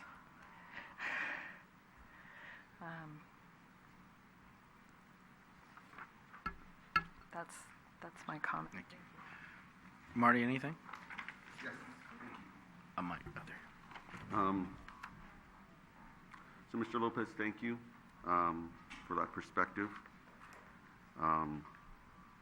Parking's tough in many places, and we're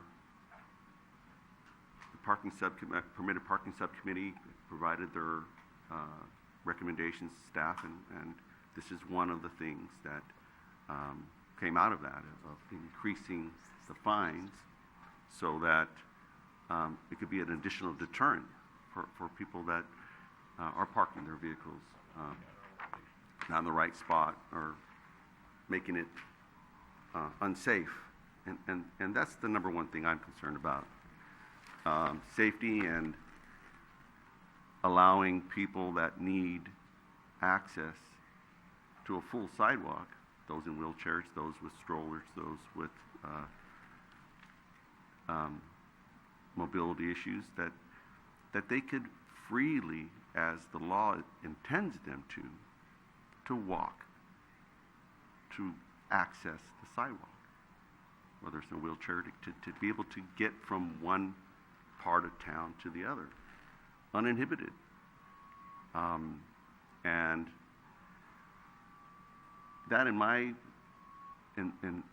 view, while still understanding the sensitivity of those people that do park and block the sidewalk, it's one thing if you're blocking it a little bit, and that's where it's great. This discretion is allowed with our police officers to kind of say, well, that car or that person could kind of get by, but if somebody's blatantly just splashed across the sidewalk from all the way to the curb, that's just super rude, and that behavior shouldn't be tolerated. I'm assuming that if that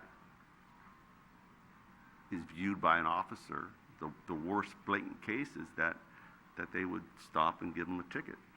And that ticket should be, in my opinion, $75.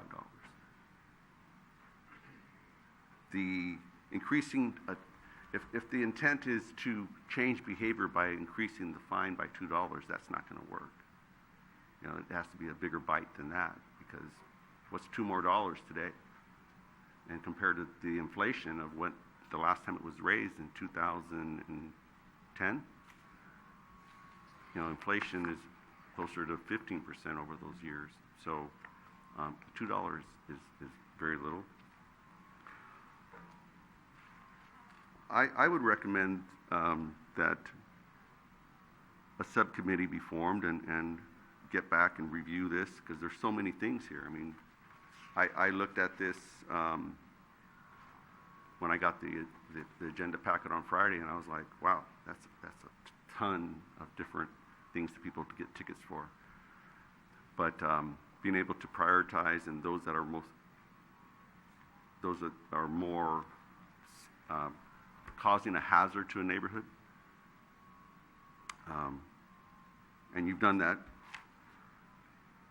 I think that we could probably get a subcommittee and turn this around a little faster, unless we wanted to talk about it, I don't know, much longer tonight.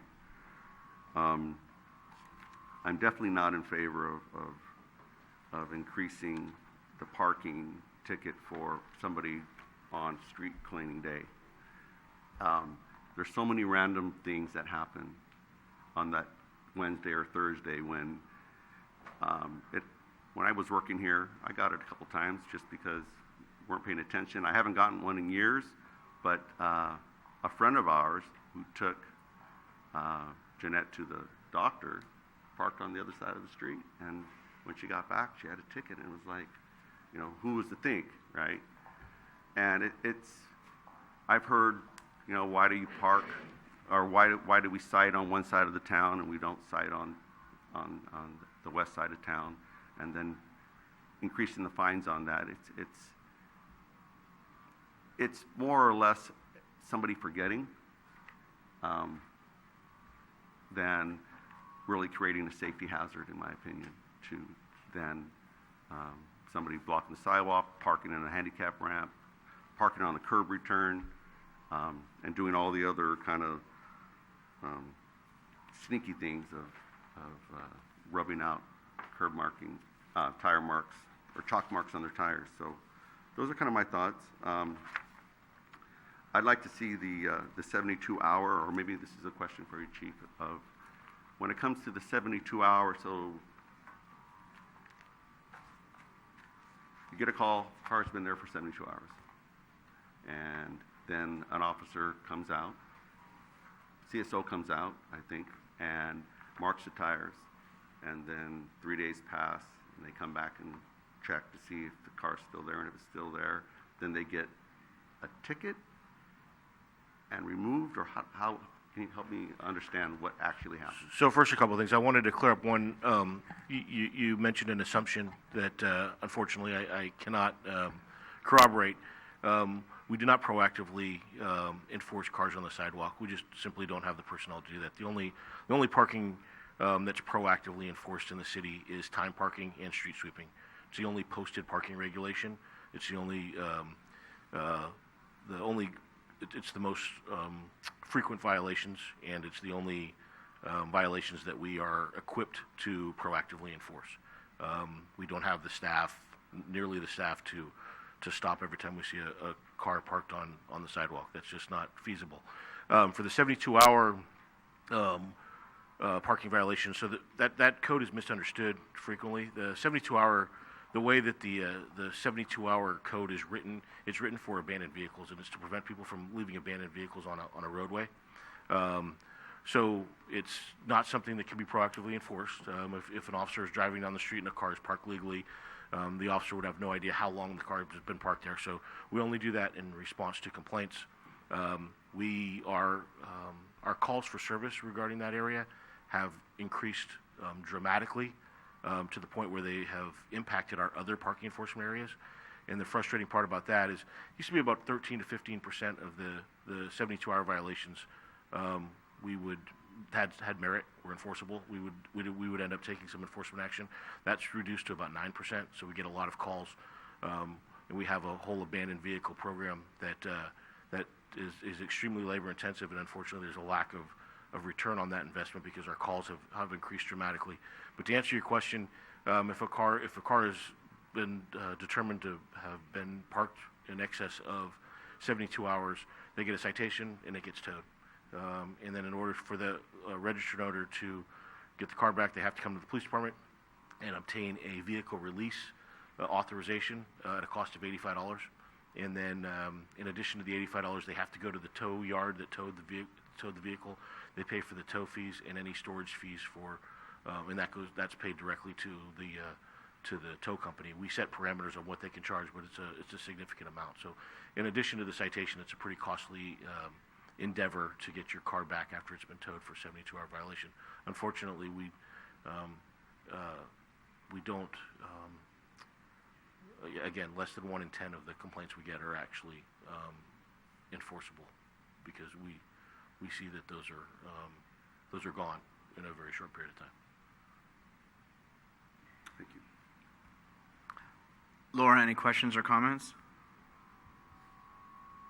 Yeah, I think I'm hearing a lot of the comments, and I'm sitting here listening, and I was going to originally say, I'd like to increase this, I'd like to increase this.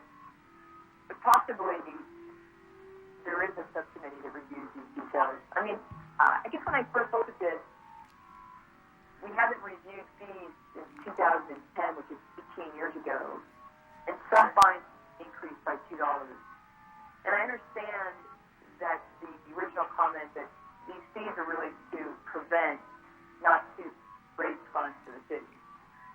And yet, these things are labor intensive, and yet they do cost the time and money of our police officers. I'm not really sure why some fees are up 58%, some are up 5% or increase. I think, for example, street cleaning, I'm in agreement. I lived on the east side, and when I got a ticket, I simply forgot. Not intentional, and it's a frustrating thing. So it's not something I'd like to see increase. But I guess I need to understand better. Maybe it's a bigger discussion, it's not really about fines. How do we address the issue that's occurring in areas such as the east side, in areas such as Mills Park, where residents are driving in the neighborhood, picking up a lift, and moving on. And they're parking their vehicle there for 3-4 days, whatever it might be. I understand that these 72 hours are really based on an abandoned vehicle program. So it's very different from somebody dropped off a car, go to the airport, picking up on BART, and heading off for a number of days. I'd like to figure out better ways to address it, and I don't think we're going to do that tonight.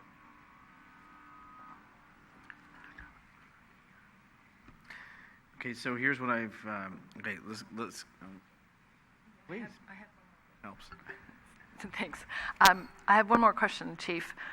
On the bottom of page 2, it says restricted commercial parking oversize. What does that mean, and what do we do about it? I know we've had a lot of complaints about oversized vehicles, but I believe a lot of those complaints were. So the two code sections at the bottom there are related. The second to the last addresses the weight restriction of the commercial vehicle over 10,000 pounds. Is that what that means? That's what the second to last. That's the second to last line. Okay. You're going to have to translate it. It's X the width very bottom higher. Exceeding weight. Exceeding weight. It's basically a commercial vehicle that exceeds the 10,000 pound weight limit. Okay. And the bottom line is a commercial vehicle that exceeds either the length or width limit, the 6.5 feet or 22 feet. Okay. So one addresses the weight and one addresses the height and I'm sorry, not the height, the length and width. And again, we only respond if there's a complaint? Oh, no, we'll cite for those, we just don't proactively cite for those. Given the amount of time, we don't have meters in the city, so given the amount of time parking that we have dedicated routes where if you've invested an hour into chalking tires and it's a 2-hour zone, you've kind of committed yourself. It's just a time-consuming process, so it's hard to remove parking enforcement individuals from enforcing time parking to do other things, because if they lose track of their routine, then all of that work they did to chalk tires and mark cars goes out the window, and then we do actively enforce street sweeping because it's posted and there's an expectation that we do, and we get complaints if we don't. Okay, thank you. So I've heard some things as far as the red zone that was mentioned. Marty, there was something you mentioned, $75, and I apologize, I didn't catch it when you were talking. You also mentioned in regards to the street sweeping, no increase at all. I am not for increasing it to the degree, but I think it does deserve to be increased since it hasn't been since 2010, even if it's the $2, 5% or something. And to answer the question of why is it on the east side or west side, for a man who's lived on both sides, but currently resides in Minor Monday, Tuesday on my street for street sweeping, I'm going to go by what Ed Simon said. Irene, you can help me if this history is wrong or he was just telling me this, is that there were folks that came because of the leaves, because of the clogged drains, and wanted to make sure that the debris during the rainy seasons, because of the flooding element, and that wasn't necessary on the west side, but the east side did have that problem, which has been much better since when I was a young man and had to take the shoes and socks, roll up the pants legs coming from elementary school to get to the house in San Antonio. So that's how I used to have to get in when it rained. So I think those are some of the elements for it. I've always thought just to do it to another side or another area, to invest in the signs and this and that, just because. If it makes sense, if it's good for a neighborhood or the city, then that makes sense. Also, a suggestion was made in regards to having a subcommittee. So what is the council's desire? Is the council prepared to move on the resolution? Are we looking that we want to actually not move on anything tonight and have a subcommittee established to go through the particulars and bring it back, which then it could be a yes or no? I think everybody was on the page on a lot of stuff. I think there's just a few areas and looking at other more critical things that were safety concerns. I would just say I kind of cringe when I hear the word subcommittee, because that usually means it's going to take longer, and we got to wait for people to have time to meet and staff to prepare something for the subcommittee, and then it's got to come back to another meeting. So I think if we have a fair amount of consensus up here, I would like to move forward on some of these, and maybe if a subcommittee does need to happen, it could happen on another iteration of it. Okay. Yeah, please. What if we say that we'll come back by the next council meeting? I mean, it should be pretty short. We could just take obviously two of us and we hammer it out and spend a little bit more time and do it just one time instead of approving, these and that, and that's all. Just throwing it out there. But yeah, you're absolutely right. Having a subcommittee that's going to go on and on and on. No. We're going to have a subcommittee. We're going to meet in 2 weeks, and then come back to council, and we'll present it and get it done. And if I need a volunteer for that, I'll do it. I appreciate that. Thoughts, Irene?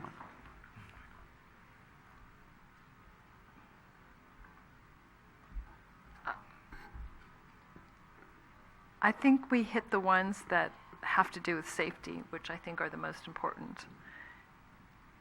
I understand your reluctance to not increase the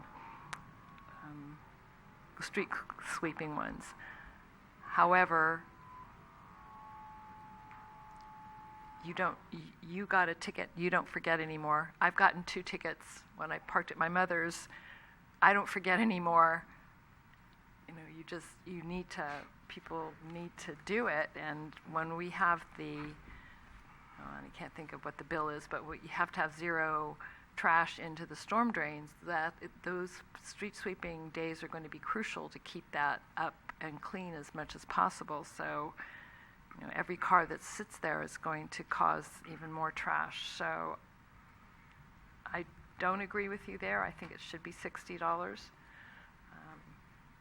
And then I think there was a couple that we said should be increased. There's a red zone, and then Marty, you'd mentioned something at 75. Blocking the sidewalk. Oh, blocking sidewalk, thank you. Okay. Those are the ones I picked up on. That, And then there was concern that just the increase of, since 2010, having it just a $2, which is a 5% technically, but for the duration that it's been since anything's been increased. we can increase it 10% and make it So I think there's either 42. two options. Either we go back with the subcommittee and it comes back at the next meeting for action, one. Two, we move on the resolution that we have. We can bring back and fine tune additional ones if we wish. So Let's hear from Laura. okay, good call. Laura, they want to include you. Any thoughts? Yeah, I mean, I hear what you're saying. I just understand how you go, street cleaning goes from 38 to 60, but no parking anytime a red zone goes from 38 to 40. I mean, it just doesn't make sense. I look at this, so I volunteer with Marty to be and look at this and come back to council in the next meeting. Not you volunteered, I don't know. No, we'll knock it out. I mean, we'll do it over the phone. You can Honestly. just adjourn the meeting to you guys. What works best for staff?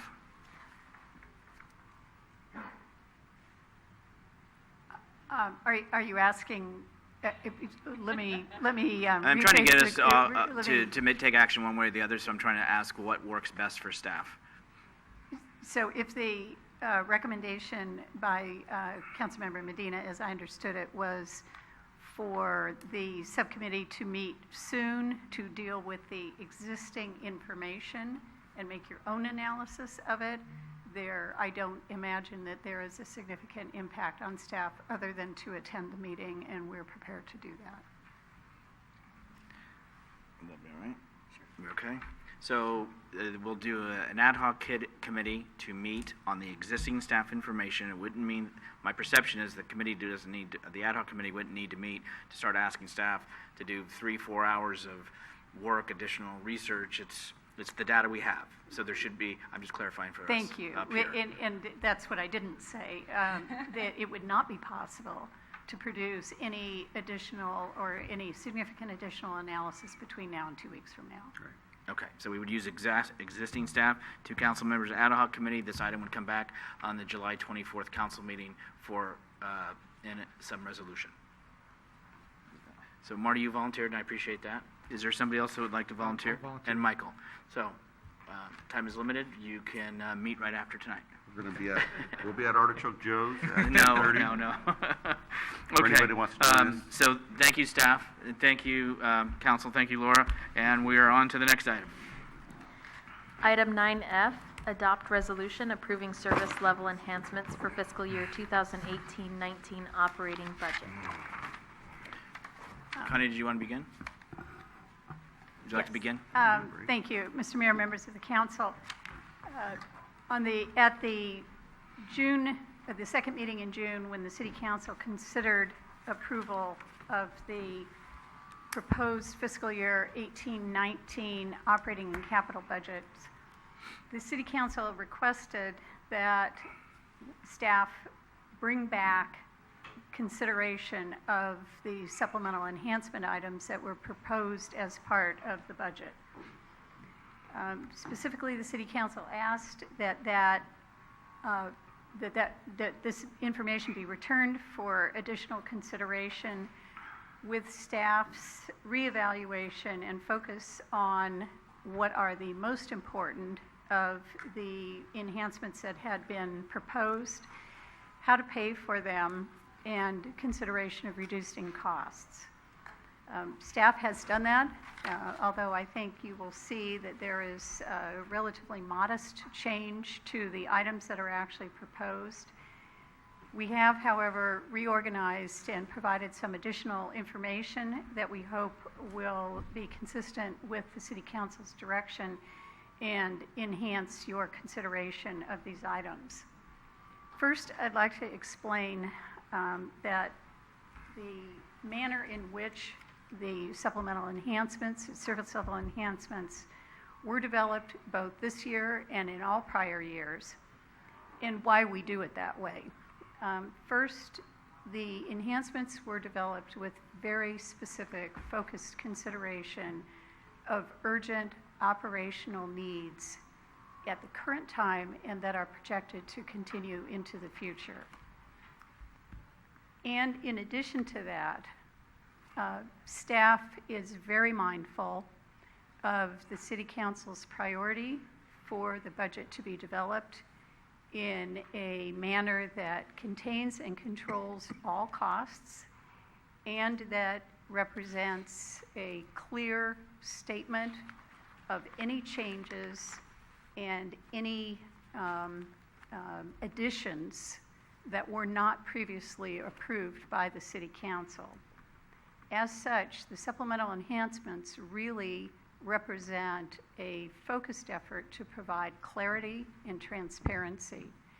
Anything that represents a significant change, and what I mean by that is not just a cost increase from a vendor for an item of necessity that is purchased as a supply on a regular ongoing basis in order to provide necessary city services, or staff cost increases through negotiated MOUs or through other benefits providers that are not subject to the City Council's direct immediate control.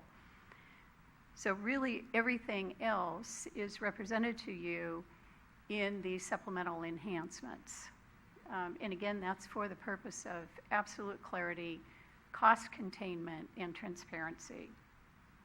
The attachment to the staff report that you have for tonight's meeting shows our reorganization of those recommended items that were previously presented in the proposed budget.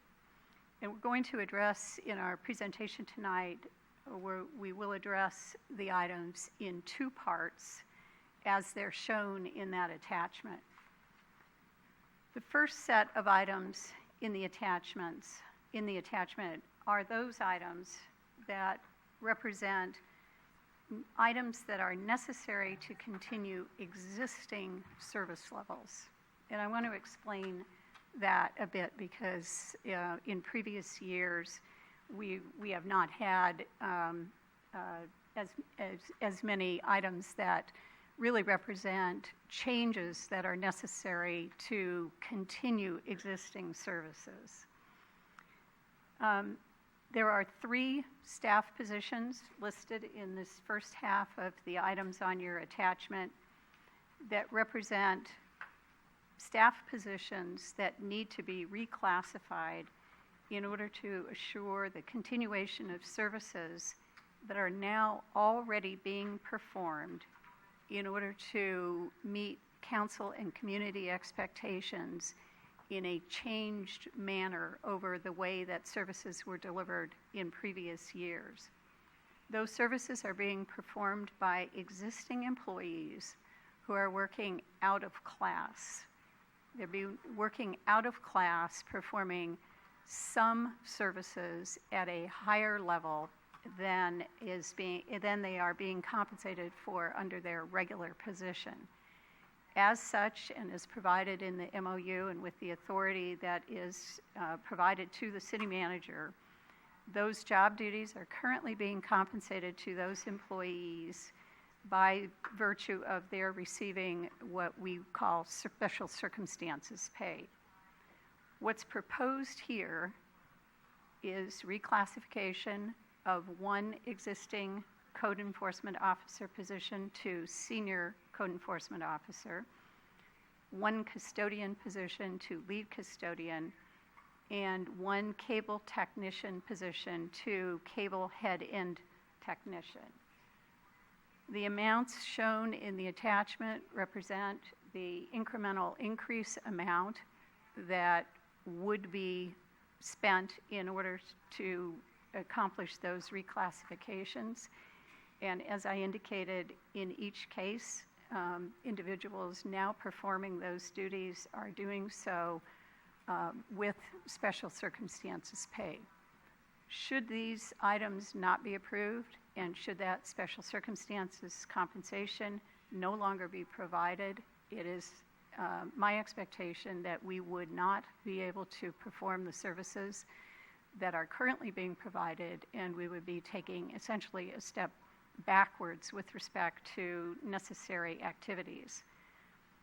A new building inspector 1-2 classification was approved as part of the mid-management MOU that was adopted by the City Council late last year, and that took effect in January of this year. According to that bargaining unit agreement, a new classification was to be established for the existing building inspector class. There are 2 individuals currently authorized at the building inspector position. We are authorized to employ 2 building inspectors. This change, and it's really just a change, and again called out for the purposes of accountability and transparency, that building inspector position would be reclassified to allow appointment at either a 1 or a 2 level. The remaining 2 items in the first half of this list are positions, one at full-time allocation and one at 8 hours per week. The the associate planner and the contract plans examiner, both of those positions have actually been filled on an annual one-time basis every year since 2015-16. So for the past 3 years, those positions have been funded and filled and continue to be necessary given the high volume of building activity, building and planning activity. That high level of activity is continuing. It's projected to continue for the foreseeable future.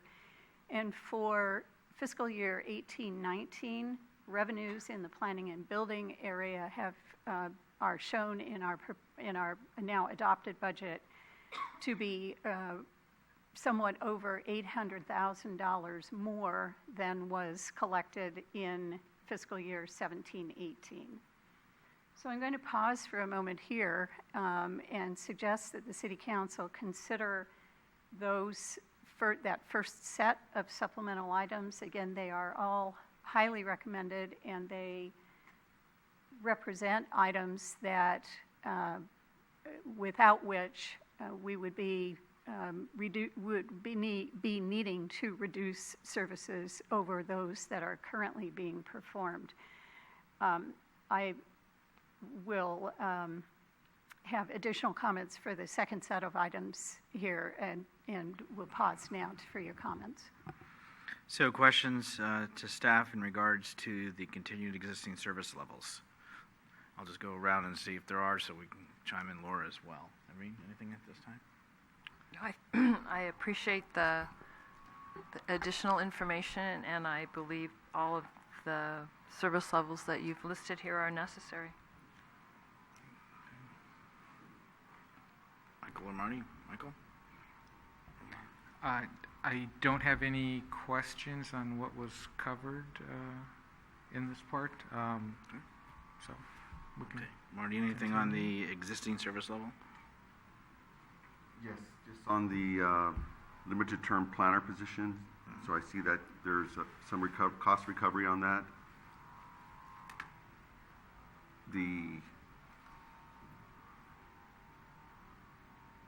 So 59,000 of that, 139,000 for those that don't have it,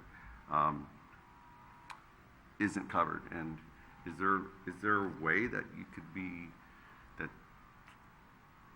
managing that staff person to make sure they're have more cost recovery if it's related to a project? How how could we increase that? Or how does that number, how did you come up with that? How did staff come up with that number of the revenue of 80,000?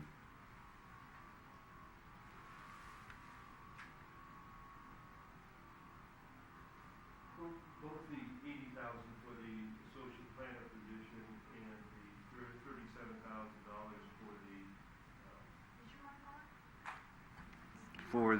for the contract plans examiner are real estimates. So it's not precise to begin with. But what it really represents is by having these folks picking up more routine and counter work is allowing permanent full-time staff to devote 100% of their time ultimately to revenue-generating projects. And so it is really that offset and the ability of the full-time staff to devote more time to generating results in this offset. So these folks are not going to generate it themselves. They're going to allow the full-time staff to generate this additional revenue. Right. Thank you for that. I understand the counter plans examiner. That's great to have somebody there being able to do a quick plan check, and it's pretty much fully cost recoverable. I'm just a little concerned about having a planner at the counter just to fill in, where it would be more appropriate for somebody as a tech to be at the counter person. This is not a planner at the counter. This is a planner performing planning functions. And this planner is doing work associated, as the finance director indicated, that work is generally described as the more routine planning applications, residential additions, that type of thing, that allow the full-time staff to focus, or the regular permanent staff to focus more deliberately on the very high volume of major development projects that are continuing to be coming in our door. Got it. So I would have no issue with the other 5 than the planner position. Okay. So let me just do that. Okay. Laura, any questions or comments regarding the existing service levels? No comments or concerns. Okay. So here's what I've heard. Did you have something? Well, I was going to move that we approve those. Okay, so Marty, would I hear you correctly with the 1, 2, everything was fine for yourself, the associate planner position? Is that correct? Correct. Okay. Should we take... Through the chair, go ahead. if I could, I do have another question. So I Please. didn't have questions specifically on what was presented, but I did want some clarification on the budget overall. So I'm looking back to June 26th and the general fund budget that we approved, and in this budget, in the report, it said that our expenditures exceeded revenue by $1.4 million, roughly.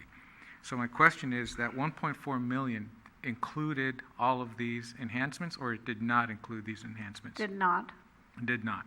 So we've currently taken roughly $500,000 from surplus funds from this past fiscal year, plus another $500,000 from general fund reserve to balance that.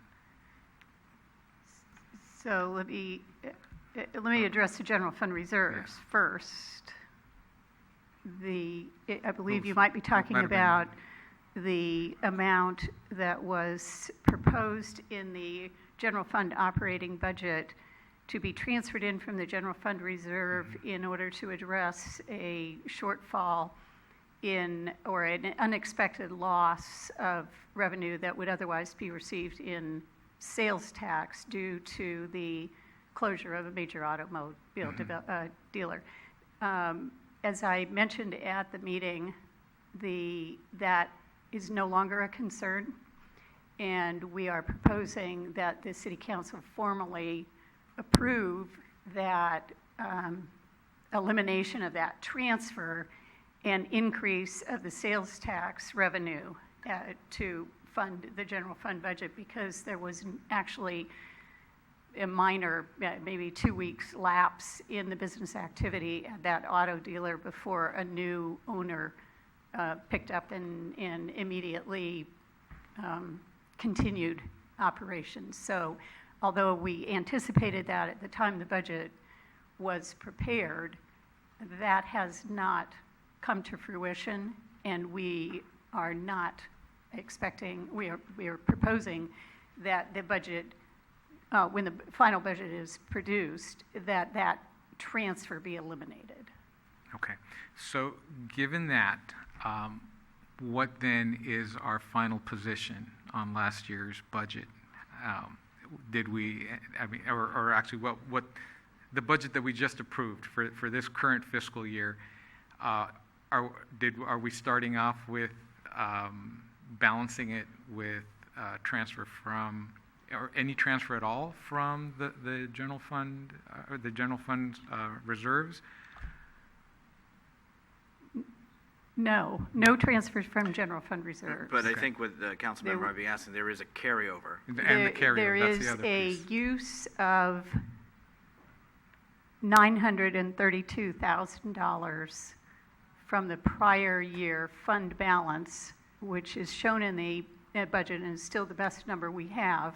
A positive ending balance for fiscal year 17-18 is roughly 3.25 million.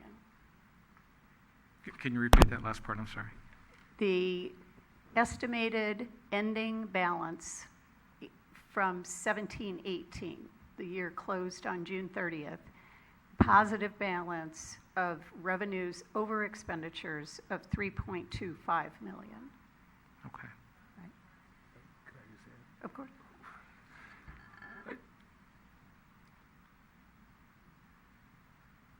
We are projecting at the, and again, we don't have any more information 10 days into July than we did really when the budget was acted on. So we're still relying on the numbers that were presented to you in the budget. And as the city manager indicated, we were projecting the ending fund balance in the general fund was a positive $3.2 million for the end of 17-18. If the city council wanted to continue its policy of maintaining the balance in that general fund at a minimum of $1.5 million, it would mean that 1.7 would be available for 1.7 would be available for use in 17-18, in 18-19, I'm sorry. The council has already approved $900,000 use in adopting the 18-19 budget, meaning that about $800,000 would be available for supplemental or some other similar type of use. And given that and future projections, so we had the surplus in this last fiscal year. Do we anticipate to have a similar surplus next fiscal year, at the end of this current fiscal year? I'm sorry. I would say that's a fair assessment, although we don't know. It has been the case that in each of several previous years, for example, at the end of 16-17, the positive fund balance was 2.75 million, and the year before that, 15-16, was 1.73 million. And I would only add that I think based on history and based on projections, I think one can assume that there will be available amounts. I think the recognition or the understanding as we go forward, in particular as labor costs and retirement costs go up, the amount that is available is going to go, one would assume the amount available is going to be less and less going forward. And that was, I think, the basis for our projection that in the year 2021, a great deal of caution would be necessary, that gap will become fairly, Okay. I don't want to say disappear, but it'll become noticeably smaller. So potentially within 3 years, we might not be able to afford what we approved today. That, I think, is the point of the revenue presentation on April 30th, is 3 years from now, the council needs to anticipate some caution, yes. Mhm. Okay, thank you for that clarification, and there were some changes that happened in there. And It was vague, but Yeah. it's, hopefully it was helpful. Yes, yes, indeed. 'Cause I think the perception from the public was that we were starting from a negative position, and that, you know, our budget that we were short $1.5 million. And in fact, I don't think that is true. So our position right now is far more favorable than what was initially predicted. So I think that's an important point, that our baseline isn't as dire. I still have concerns, though, that we're committing to things that we already know could potentially become a problem a couple of years down the road. So, Well, I was just going to concur with what the council member said and remind the city council that the discussion on April 30th and the projection, we believe, remains valid, and the recommendation and the council's understanding, I believe, at that time was that new, sustainable, ongoing revenue strategies need to be implemented. And the discussion tonight is part of that. The earlier discussion this evening moves a bit in that direction. However, new tax measures, voter-approved measures, really do need to be more completely and thoughtfully evaluated in order that they can be implemented. And if that is not the intent of the city council, then I think your assessment is correct, that these items are not affordable, and there is no choice but to abandon movement forward as the city has already embarked, and to essentially move backward.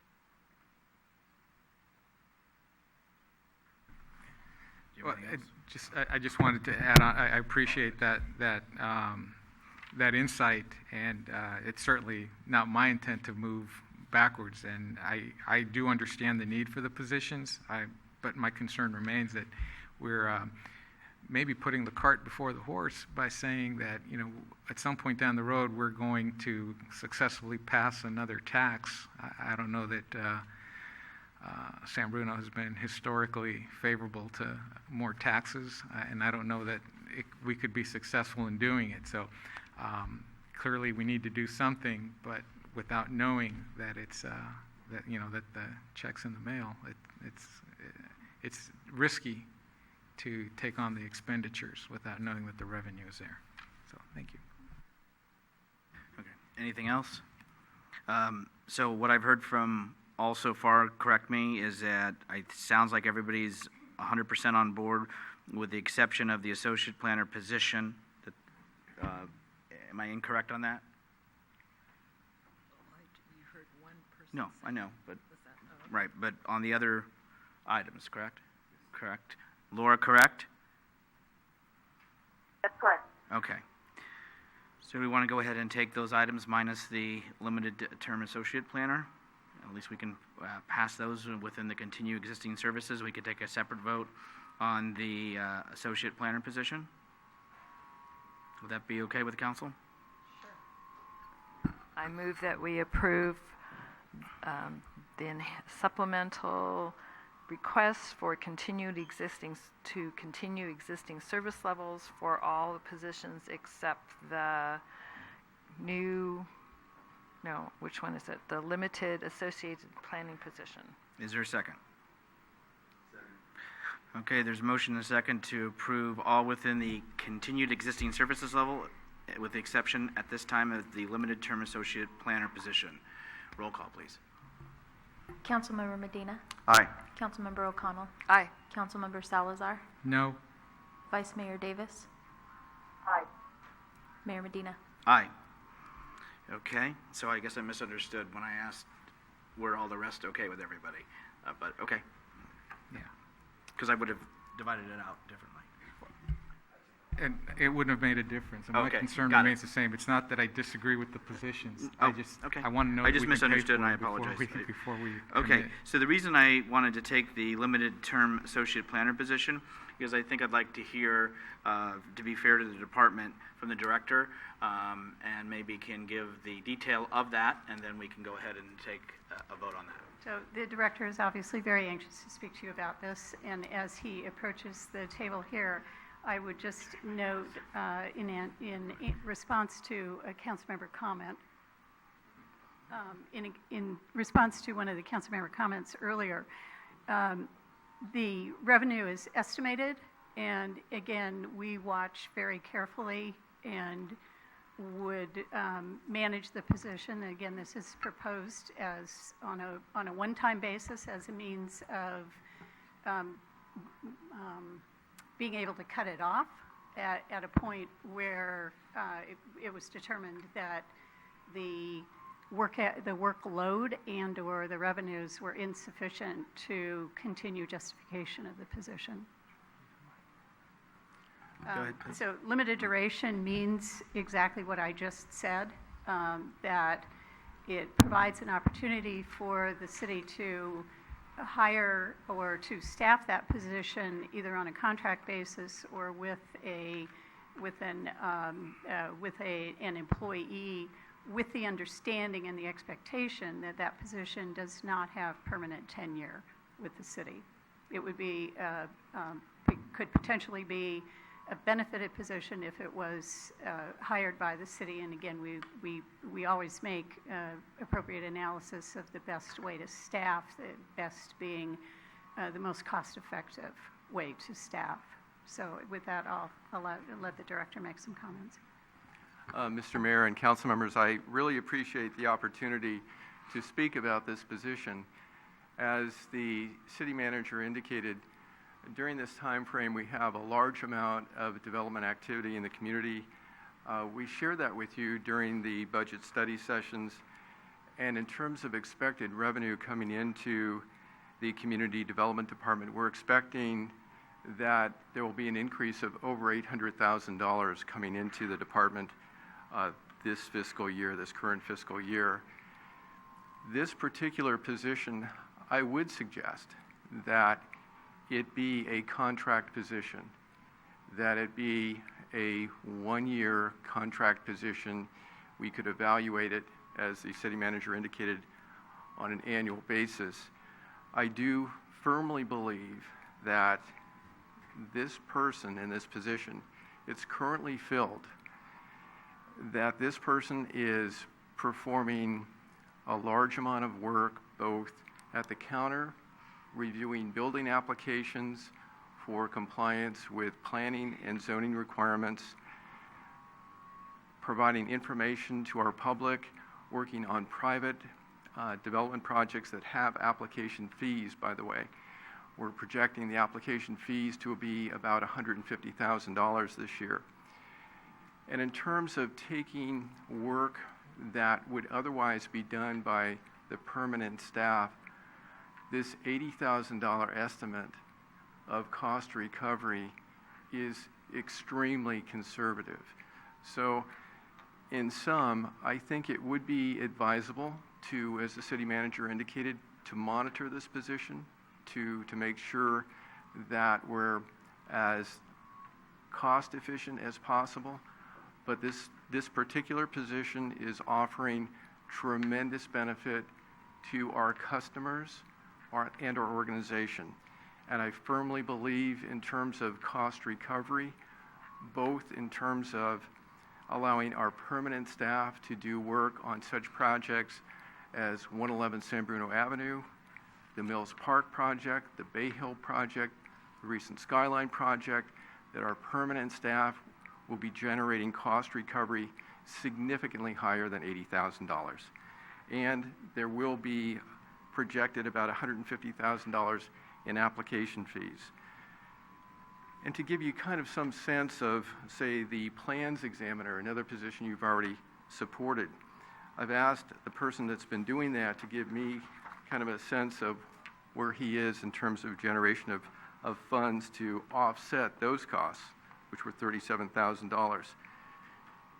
In the fiscal year 17-18, that individual generated plan checks that resulted in about $56,000 in revenue to the city, and already this fiscal year, given a large plan check that came in, this individual was able to do. The sum that we're estimating is $37,000 for the year. To date, we're at July 10. We've taken in $39,000. So my sense is that we have looked at this very carefully. I firmly believe that if we have this associate planner position in place, that there will be cost recovery to cover this position, both through the application fees and the cost recovery of permanent staff, and that this will be a tremendous benefit to our customers and our organization. So I strongly request that you approve the position. Thank you, David. Questions of David? Morning. Nice. That was good. You got me. Good. All right. Thank you. Michael? Sure. Thank you for providing that information, and I agree with your approach, and I think that it's a very wise approach. This position does seem safe because there is some recovery. I like the fact that you're going to reevaluate it annually, and that it's not a long-term commitment, and should coincide nicely with our development boom. So I'm in favor of it. Thank you. Thank you. Anything, Irene? Laura, any question or comment? I just thank you for that additional information. Okay, and I'm good. So, can we have a motion in regards to the limited term associate planner position? Move to approve. A motion, there's a Second. motion and second to approve the limited term associate planner position. Roll call, please. Councilmember Medina. Aye. Councilmember O'Connell. Aye. Councilmember Salazar. Aye. Vice Mayor Davis. Aye. Mayor Medina. Aye.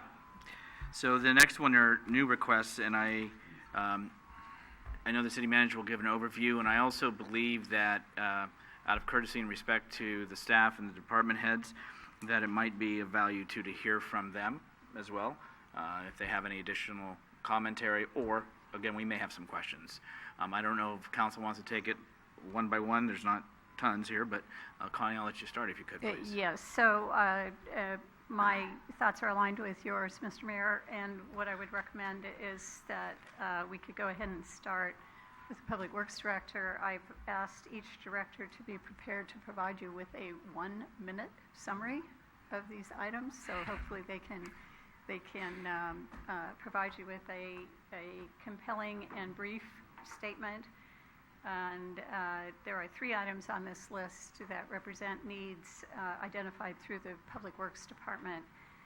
2 full-time maintenance workers to support stormwater activities, replacement of out-of-compliance traffic signs, which is a limited-term operation for each of approximately 4 years to get through the accumulated number of non-compliant signs, and then thirdly, the reestablishment of fencing at intersections adjacent to the Pine Box culvert. So, Mr. Tam will take on the 3 items within 1 minute? Let's see if you can. No, please, you have 3 items, so Sure. don't rush. Thank you, Mr. Mayor, members of the City Council. Good evening. As I mentioned during the budget study session, I think one of the most important the request here is the stormwater positions, the 2 FTEs for maintenance workers, and this is something that we normally don't come up here and ask for, but it's a mandated items that are being imposed by the regional board for all the agencies up and down the peninsula, including the entire state of California. So the regional board requires the city to implement these strict control measures to reduce the trash loads into the storm systems. And the city, as we presented, about a couple of months ago, we went ahead and we're planning to install 188 trash capture units, and that will total about 250 units in our city. And eventually, by 2022, the city will end up having to meet the 100% trash reduction goals, and it will either require additional trash capture units, or we would have to install a larger unit somewhere in our storm system, which is currently, at this moment, as part of their feasibility study, it's not looking quite good at this moment. So, in order for us to meet the 2018 goal of 80%, we had to install the 188 trash capture units. So this mandate, by doing that, additional cleanings is required. The MRP requires the staff to go out there and clean these trash capture units at least 3 to 6 times a year. And for San Mateo Avenue, which is a high trash loading generating areas, there's 55 trash capture units that are currently installed, and staff are currently out there 3 to 6 times a year cleaning those units. So there will be more units installed by the end of this year. We're currently getting that contract with United Stormwater started within the next couple of weeks. So a lot of these right now, the stormwater division staff, we only have 3 staff for stormwater division, and the majority of their tasks are right now dealing with a lot of illegal dumping issues. And as the council is aware, at least about a year and a half ago, we had extensive issues regarding illegal dumping. A lot of people were complaining about it, and more staff time were dedicated to resolve or to alleviate the illegal dumping issues. And with that, the staff picked up, back in 2016, about 406 locations, and in 2018, we had 1,923 locations that were picked up for illegal dumping. So, it's not going to go away. So if we try to reallocate staff away from that and doing other things that we need to do, it's going to create more, issues down the line for other, items that we need to do, as part of the stormwater. So I do have our street and storm water manager here that can answer a lot more questions. I have a whole list of all the existing. I know during the budget study session, there were some requests about what the existing staff were doing and what are these additional staff were doing. I have a whole list of items here, which I only have a minute, so I won't go through. And so but it is. I know. I totally understand. There's budget issues, but this is a mandate that's imposed by the region. But that's something that, I'm not here to request if I don't need to. That's my position here. In regards to the 2 other items, one of them, this fence. That's the SOLA request. With the implementation of the SOLA software, there is. I have all the requests over here for all the fences that are located, within the pine box. These are parallel fences that are parallel along with the streets. So we have all these requests that we receive from SOLA that we haven't fixed. So that's part of the $35,000, and it could be a little bit less than $35,000, but that's the budget that we're using right now, and we're going to try to get updated cost proposals from the fence contractors, and so we don't have to come back and request for additional funds for that. And as far as the other item that we're requesting is the sign replacement. So these are traffic signs. The city completed the traffic sign condition assessment in fiscal year 17-18, and this is a proactive measure. So we have about 4,900 traffic signs in our city, and about 55% of those doesn't meet the MUTCD requirements. So it's in regards to the minimum levels of retroreflectivity and legibility. So all these signs, needs to be replaced, and so the staff is proposing to put $150,000 a year for 4 years to try to get these signs replaced. That's all I have.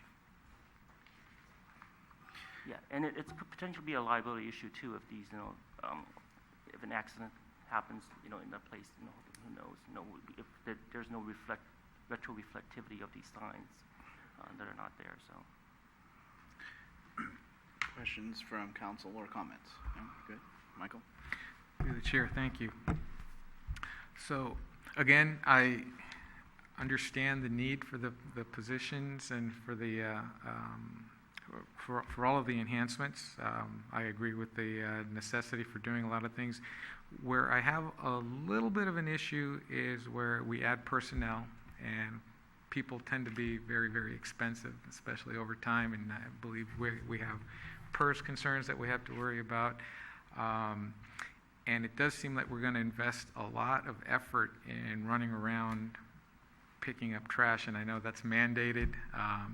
And what I would like to see, you vaguely alluded to a solution of having a bigger capture system where we let the trash all get in there and then we pick it up all centrally in one place. And I know you said that's a much more expensive solution, but I'm wondering if we project out having 100% capture in the neighborhoods at the sewers over time, and however many people that's going to take to accomplish, does it then start making more sense to maybe do something more centrally that's less labor intensive but requires a bigger initial cost, but perhaps over time balances out? I don't know that that's the case, but I don't know that we've actually seen that option presented. So before we go too far down the route of doing this other thing. The other thing I have a concern about is really how much effort we're spending in picking up illegal dumping. I mean, that's a concern, and I know that the residents have made it a big issue, and you guys are doing your best to respond to it. But is that really where we want to expend all our efforts in picking up stuff that people are dumping illegally? I mean, that's a concern, and I'm worried about the fact that we have to maintain that level of service to do something that's I guess some people would consider that a core service that the city should provide, but honestly, it really does seem like it's something that could be avoidable if we could do something more, maybe outreach to the public and just get them to acknowledge that they really shouldn't be doing it. And in some cases, maybe if we rush out there to pick it up, we're encouraging to do more of it. And it sounds like it's getting somewhat better, but that's a concern as well. So, I don't have an issue with definitely the signs. I think we need to do those. That's a smaller cost. Fencing, that's a small cost. I don't think I have an issue with any of those requests, but the personnel issues, I know you guys need help out there, but I'd really like to see more data on whether there are alternatives to just bringing on head count just to empty out sewer grates and pick up other people's trash. Well, in regards to the large unit, the trash capture feasibility study that was done by a consultant that was completed last fiscal year, it shows that there's no way to put a large trash capture device within our storm drain system. Okay, so it has to be installed within the channel, the San Bruno channel, which is not owned by the city of San Bruno. You have permitting issues involved that could take years, and the city, is in a situation where, as for us here, we're trying to prevent the cities from getting a notice of violation, right? So currently, there's one agency in the San Mateo County that already has one. We're doing our best to try to prevent that from happening, and sometimes it's a difficult situation to have more personnel on board, but in reality, we've already looked at the options as part of the feasibility study. So in order to install a CDS unit or large trash capture unit, it's not going to be, right now it's most likely it's not going to be an option on the table for us. But that's something that we will continue to study because we have, from 2018 until 2022, we have several years there, or 2021, we have several years there in order for us to evaluate that option. But we don't have ingress, egress into the San Bruno channel in order to maintain the units, because we don't own any of the properties around there at all. So we're actually in a bind here currently for us, and the only solution that we see right now is to install these drain inlets, capture units, which is not an ideal solution, but in order for us to meet the deadline, that's what we had to do. So in order for us to prevent, or in order to actually meet the percentage trash capture goals requirement that's imposed by the regional board. So we were at 71%. We needed to be 70% by 2018. So we were there. We're at 71%. We barely made it. So we need to be at 80% by 2019. And so that's the reason why we came up with the 188 units, because there's no other way to do it. The director briefly alluded to violations. I would just point out to the council that these are violations of the National Pollution Discharge Elimination System requirements, NPDES. Might sound familiar. That is the same set of regulations, or the basic set of regulations governing clean water requirements and sewer discharges. The city was fined over $600,000 a few years ago for violations of the NPDES regulations in the operation of the sewer system. So we subject ourselves potentially not only to violations or the citations for violations, but the specter of very significant fines and penalties, and even potentially lawsuits that derive from the Clean Water Act requirements that allow citizen lawsuits, essentially special interest lawsuits. Just on the pickup of the illegal dumping, this was the pickup of illegal dumping, I believe, at least initially, and I believe still, is requiring roughly half time daily, 5 days a week, 2 individuals. Both their supervisor, and I believe the director, would like nothing more than for us to be able to cut that service off. Not a plum job, and one that is taking away time from our streets and stormwater crews and from activities that we need to pursue in order to meet the NPDES requirements.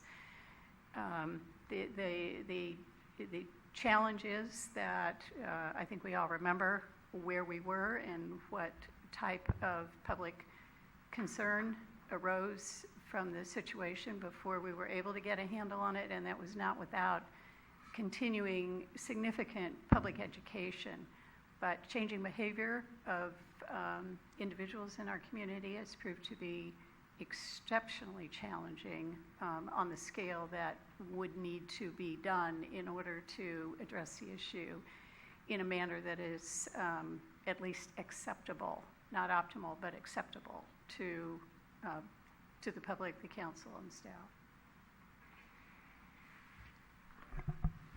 If we were, say, to eliminate the illegal dumping portion of what's been assigned to our staff, would we be able to accomplish what we need to do on the other portion of the mandated portion, and with maybe some seasonal help rather than the addition of full-time staff? Maybe I can ask the street and store manager to chime in on that. Plus, you've been sitting here all night, so we want you to be able to speak. Good evening, Honorable Mayor and Council members. Ted Chapman, Service Manager for Street and Storm. In regards to is if we were able to completely eliminate illegal dumping, which will not happen, unfortunately, that would basically put an 8-hour staff back on. Basically, we would still need to have another person on there if we were able to utilize that full-time employee for working on cleaning the trash capture devices. The trash capture devices are something that's going to have to be maintained year-round, not just seasonal. It's just like today we were in preparation with Wing in our next install. We're looking at trash capture devices that were cleaned a month and a half ago that are now ready to be cleaned again. So we are increasing our count up to 250, and that's going to basically require a 2- and 3-man crew to maintain them basically year-round, is what's anticipated. From what we see from the existing devices we have and moving forward to having an increased amount, especially in our downtown area, because even though we have 2 men down there 4 hours a day cleaning up, the business owners and the clientele that's downtown, a lot of trash is going directly into the storm drains, even though we have trash receptacles and everything. So those devices along San Mateo Avenue, there's about 80 of them that are going in there. Those are going to have to be maintained probably on a monthly basis to keep those clean. Any other, I hope that helped explain a little. Thank you for that. Is there any sort of equipment that could assist in making the job go quicker so that you could get along with less people? Some kind of a, I know you have they have the little green street sweeper downtown. If you had something like that could like go by and just, Was actually we do utilize the green machine a little bit. Originally, when that was purchased back in 07, 08, they tried to use it for cleaning the trash capture devices. Due to the size of the hose, it gets plugged up.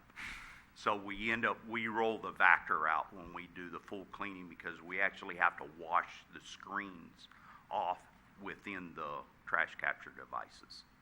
So we actually utilize our Vactor when we are cleaning these, and that Vactor will be rolled out probably every other day, because some can be cleaned by hand, but the majority are with the Vactor. Wow. What's that going to do to wear and tear on the Vactor? It's going to cause wear and tear on the Vactor. But we have 2 Vactors. We have the wastewater Vactor, and then we have the shared Vactor between street storm and wastewater. That Vactor will be pretty much dedicated to stormwater moving forward. Okay, thank you. Any other questions? Questions while Ted's up? How's your golf game, Ted? Non-existent. Got it. Thank you. I have some comments, though. Oh, yeah. Go ahead, Marty. Jimmy, I feel for you, man. You're in a very, very difficult position, as we are.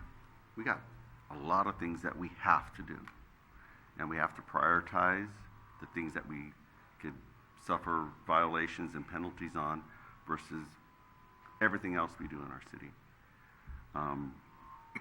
I agree with what Michael was mentioning earlier about our untenable situation with our budget. Got the notes from our April 30th review, and in 2021 we have to come up with $5 million more. $2 million of that is to pay for the regular salaries, and an additional $3 million is for our employee benefits. I mean, if that's not scary, I don't know what is. So that's in 2021. So probably 1920, it's probably $2.5 million more than where we're at from 2018 and 19. Is that fair,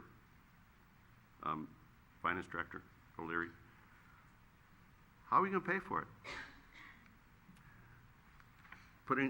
Counting on it, I mean, we can't count on the tax measure because we can't do that until 2019. So we have to prioritize. and we have to do the storm thing, well, we could do it with full-time staff, or we're gonna have to hire temporary staff. Kind of wait until we get this tax measure passed. We have to figure out how to do what we have to do until we get the money that we could potentially ask our ratepayers, our residents, taxpayers. So I find it very difficult to sit here and say, to tell you no. I find that very difficult. But I got to find a different answer. We can do it a different way of bringing in temporary workers. Now, that's not a popular thing to say, I understand, in our city.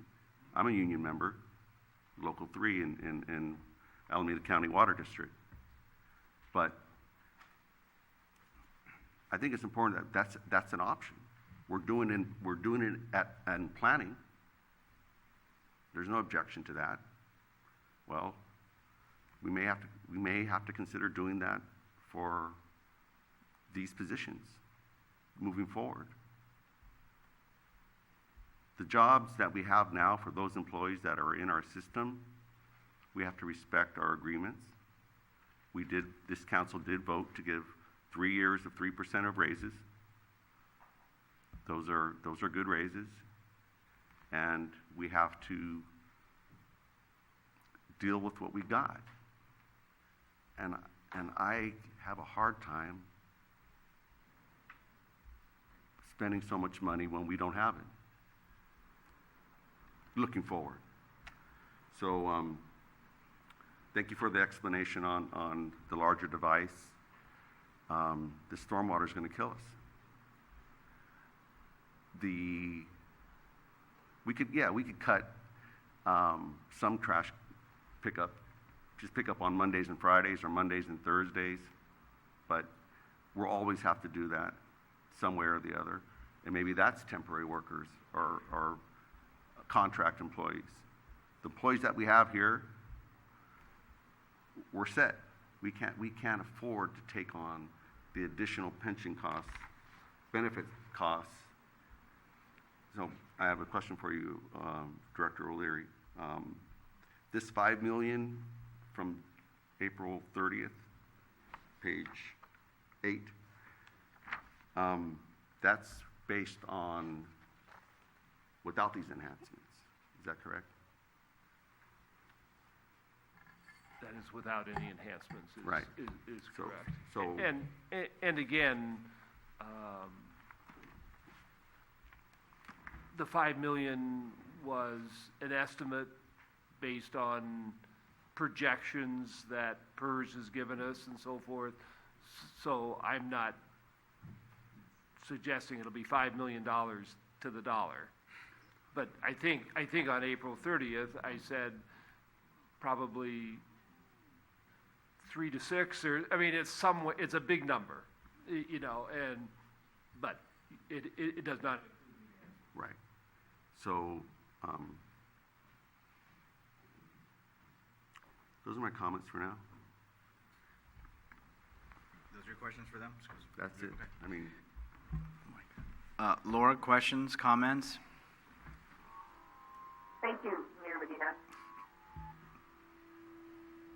I've been sitting here listening, and I appreciate the comments and the questions. I think we just need to remember the staff has come forward with these recommendations based on their expertise, not ours. I think it's the requirement of each of our council members to be sure of the recommendations made by staff before coming to these meetings. And I think the thing that I've heard, and I know from firsthand experience, is fines are very costly. Fines can cost you millions of dollars. So when it comes to NPDES violations, there's no cutting corners. That can get very costly per day. I also understand that hiring additional staff at this time is difficult. But again, staff has come and addressed these issues in areas that we need to increase. We have the money in the budget this year. We may not have it in 2021. But I'm also with the forefront of, we're going to figure out ways to bring in more revenue to the city of San Bruno. Unless you're all giving up, I'm not.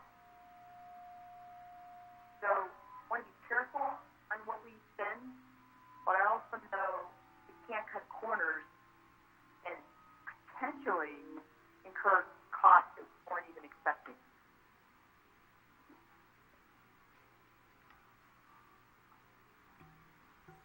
Thank you, Laura.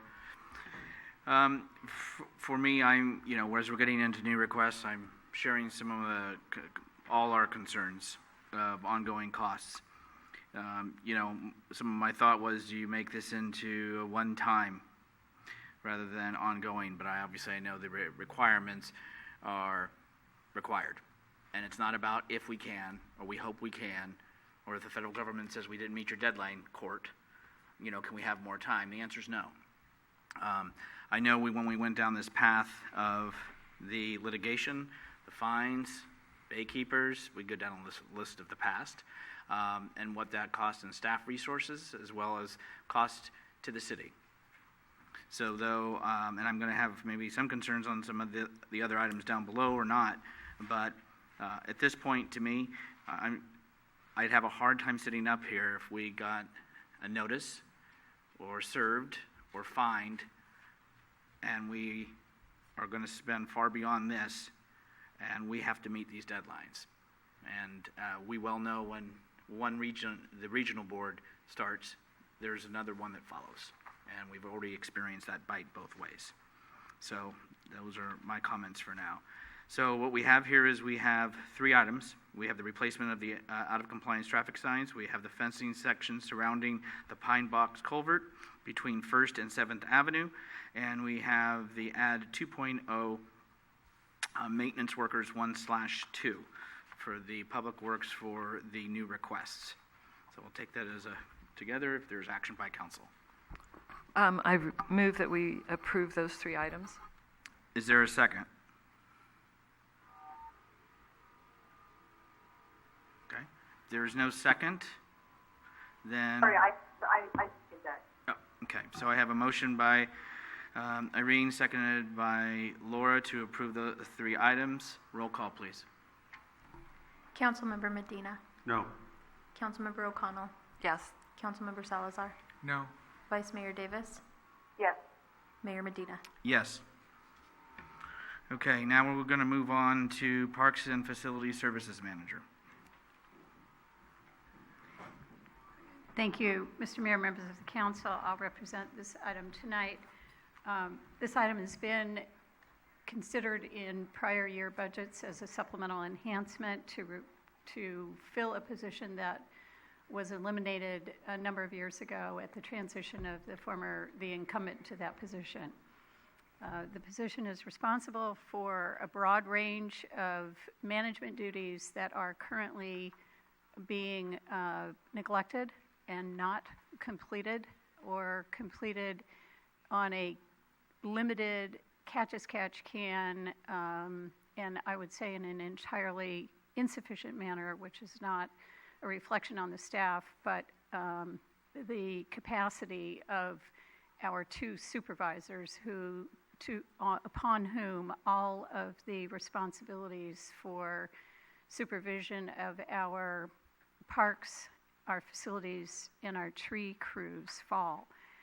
The primary area that is being neglected, and one that I think is increasingly important in our city's operation and in the ability of our community, our city, to maintain its facility infrastructure, is in the area of facility maintenance or capital maintenance, repairs, and ability to address a wide variety of both those issues as well as planning and managing the future needs for renovation, and perhaps renovation of facilities is a more significant area. Currently, we have two, as I said, supervisors. They report up to the director. The director has an even broader scope of responsibilities. This is the only area in our city of significant services, and no other department supervisors bear the entire responsibility for their subject matter areas. And I have been increasingly reminded by directors, both current and previous, of the very, very high volume, continuing high volume of tree-related work, fire hazard abatement work, and other open area vegetation management, tree management, that continues to be an issue of, I would say, substandard response by the city, and that's strictly due to our capacity to take the proactive, forward-looking management approach that is necessary in order to address all of the various operational issues that fall to this department. I think we do generally a good job of what we do. Many things are not being done and require the attention, planning, and capability of our department to respond in a more proactive and capable manner. Thank you. I hope Questions that or was comments to the close city to a minute. manager regarding the position? Mary? No. Marnie? Michael? I just want to state that I do understand the need for filling the position. It does sound like there are some things that have been neglected, and our public spaces are definitely very important to the community. But being that with the completion of the new facility, I imagine that there will be some other changes in the sort of staffing that we'll have to do for our Park and Rec department. And I'm wondering if it might not make sense to hold off and see, and I know that it's still some time away, but again, without any definitive funding sources or guarantees that we'll be able to fund these things, I would question why we would want to add that position. At this point, if we've been limping along, maybe we could limp along a little longer until we know that we do have a more stable footing financially for the long term. Did you know? Go ahead. I'd like to talk. Oh, go ahead, Laura. I just wanted to echo Councilmember Salazar's comments. I'm in agreement. She wanted to echo Salvador. I'm going to sound redundant. It's basically the same thing. We have so much money, and I like my Councilman Salazar's analogy of we're limping along a little bit, and yeah, we might have to limp a little further. So I'm sorry. I have to stand firm on this, and I wish there was a way we could just say yes to everything. Of course, it's not that we do not respect the opinion of staff and realize, or at least I don't, well, I'm sure we, but speaking for myself, I respect your staff's opinion. Just that here, we have to, honestly, we should be cutting now as we're getting ready for this shortfall with no sure revenue. Our community has to understand that we don't have the money for this. And so the things that are most important we take care of is police and fire.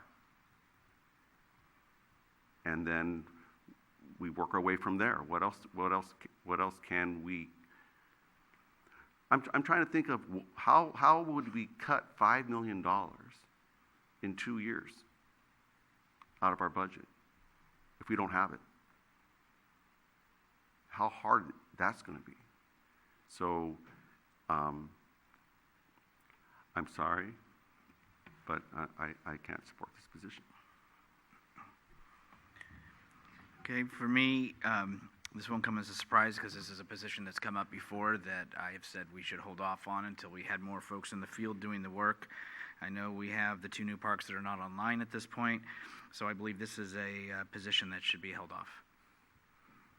So, do we have a motion in regards to not accept the position, to move forward on the position?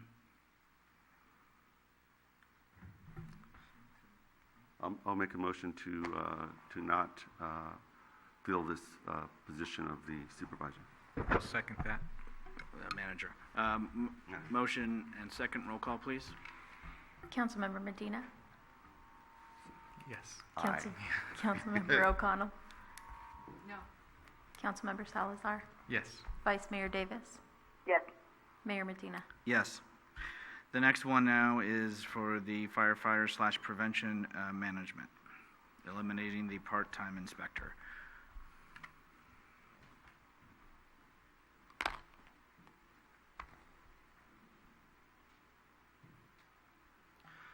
Good evening, Honorable Mayor, City Council members. I wanted to just provide some brief background on the position for your understanding. So after the 2010 gas pipeline explosion, it was very clear that everyone involved in the response, both initially and those that worked in the EOC, performed fantastic and in many cases heroic job. However, it was clear that there was also improvements that needed to be made to make the community and the city staff more prepared for a disaster. The city identified in 2013-14 budget money to do that, and it was decided at that time to use that money to partially fund a administrative battalion chief position that would function administratively in the fire department, as well as have the role of emergency management, of which I filled that role. I just wanted to give a brief update on some of the things that we were able to accomplish during that time. We were able to work with members of the emergency management community to learn best practices, share information, and participate and develop exercises, reorganize the EOC to address the issues that were raised in the after-action reports on the explosion, develop section-specific binders to outline roles and responsibilities of those different role players in the EOC, as well as train staff in those different EOC sections. We participated in multiple exercises, as well as recommended specific training for individuals in emergency management. Additionally, we collaboratively coordinated the efforts of the 2016 local hazard mitigation plan that ultimately enabled us to recover approximately $140,000 in the January 2017 storms. In August in 2015, the position was reassigned, and I went back as a shift battalion chief, but kept the responsibility as a collateral duty on shift, and I was able to continue most of the efforts. I had the benefit of having received a tremendous amount of training when I was in the administrative position, develop relationships with people both at the state and at the local level in emergency management. So I still had a strong focus on emergency management, but it was impossible to stay as engaged as I was in that administrative position. And then in July of 2017, I was promoted to the position of fire chief, and those duties and emergency management have been provided at a pretty limited level since then.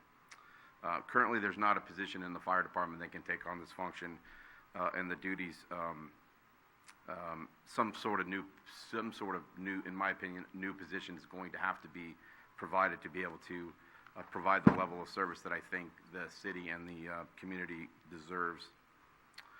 So much like we did in 2014, like I said, there are various ways to maybe get at this, but we believe the best way is to do, once again, a combined position.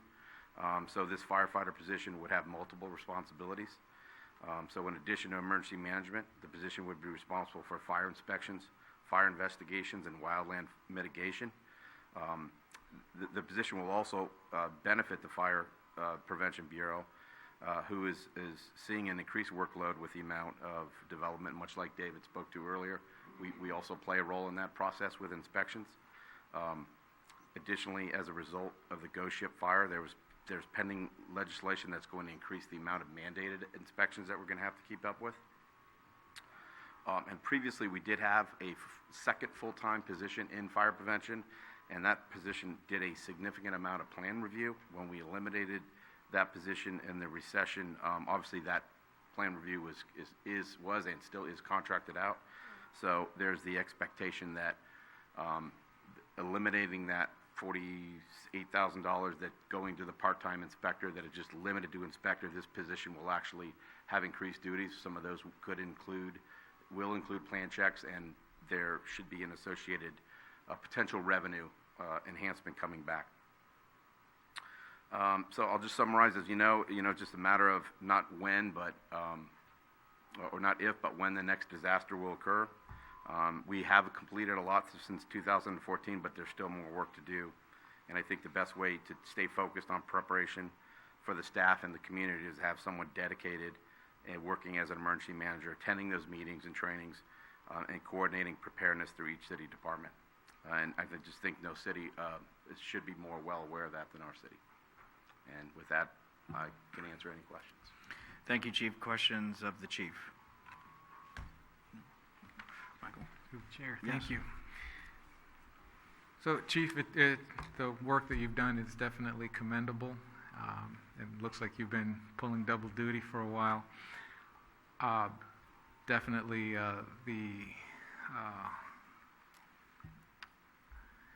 the mitigation stuff that you spoke about is definitely important. I know it's been a concern of a lot of people, and the preparation. That I know that never ends. You can never be prepared enough. My one question to you would be, if we asked you to sort of limp along for another year, could you do it? Could we keep things going, although perhaps not optimally, for maybe this fiscal year, and then revisit this next fiscal year, and in that time maybe develop some sort of plan for getting the funding for this? It's a very expensive position. So I understand the importance of it, but I mean, that would be my question. I mean, I would say it's a challenge. It has been a challenge, and if I'm being honest, we have not kept up. Can we, so to speak, check the box? Yeah, I guess my expectations of what we've been through and where we should be are a little different. I think we should be a trendsetter in that field and not just somebody that's checking that box.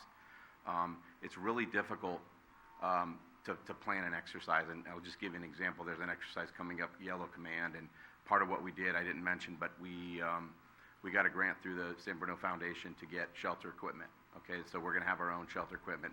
It was before council, and you guys approved it, to actually open our own shelter. And so this Yellow Command is based on that exercise, and I just have not been able to attend. I mean, these exercises go on, but the preparation for them, the multiple meetings, the planning process, I just have not. They conflict with other meetings. I've tried to get other people to go, but it's just hard to get people that are on a firefighter schedule who live in another area to come down on a Wednesday morning to go to a meeting that I can't go to. So it's a challenge to stay current. Really, a big part of what you do in those exercises is behind the scenes, and it's in meetings. Like I said, it's preparing staff. You don't just throw staff into an exercise. You have to kind of ramp them up, and that usually requires 2 or 3 hours per each department leading up to that exercise of training to get them ready, so that when it's tough to get staff for 4 hours to give up their regular duties. You're hearing that tonight, how busy everybody is. So when I do get those people there, I want to make sure they're prepared, right? So that 4 hours is used properly. It's just a challenge to do that, if I'm being totally honest. Okay. And do you anticipate hiring somebody outside of the department, or promoting or moving somebody from within the department to fill it? I am extremely optimistic that there is an internal candidate that would be interested, and so that would allow us some delay in this hiring this position, and that person would come offline, so there'd be an overtime cost, but it would take a period of time to hire somebody, but there is at least 1 or 2 individuals that have shown some interest, and I think that would be what's best for the organization. Okay, thank you. Marty? Thank you for that update, and as serving on the community preparedness, I see now how much effort and planning it takes to be responsive. We're going to see an emergency, of course. It's only a matter of when. I'm aware of my comments of being really conservative about our expenses, but this is one area where I'm in favor, and we have to have it. So I support this position. Laura?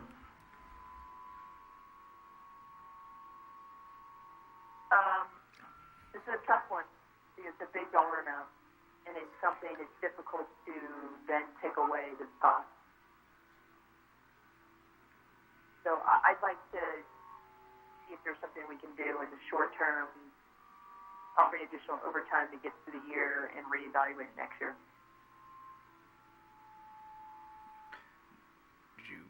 I think it was more of a statement, but did you want to respond to? I don't know that I heard, I something think about the concern, overtime. and help me. No, Connie got it. Well, I'm sorry, I guess that, because what previously said was we could move someone into that position and not fill that position. That we could do.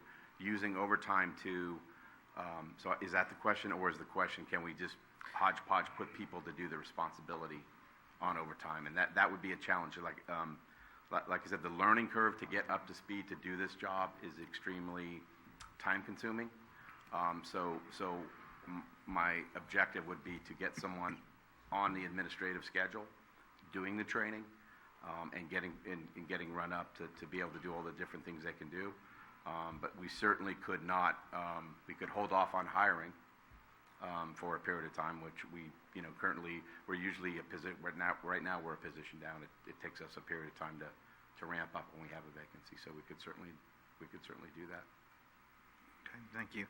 And for my comments, serving on the Emergency Service Council, if you're there at that meeting, you're obviously not a community preparedness. Can't be both places. And I do, we go through a lot of things that are going on with the county and what are hot topics. Michael, you've sat in for me, the last one. And so this is one thing that I worry about constantly. This council, most of us have seen two tragedies, one this April and one prior to that, much on a horrific scale in 2010. Both were horrific. But I think training is critical. I think preparedness is key, and I think in order for us to have the training necessary to react when it's time, when it happens, because everybody's going to be looking to City Hall and to its staff and to its leadership. And so that, to me, is something I do not want to toy with. Though it is a high cost, even postponing it a little bit would be something we could reserve, save on. But I'm going to be supporting this. So this is in regards to, again, the addition of a firefighter/prevention management and eliminating the part-time inspector. Is there action by council? Oh, no, I already checked. Thank you. I want to make sure I asked you about comments. Through the chair? Yes.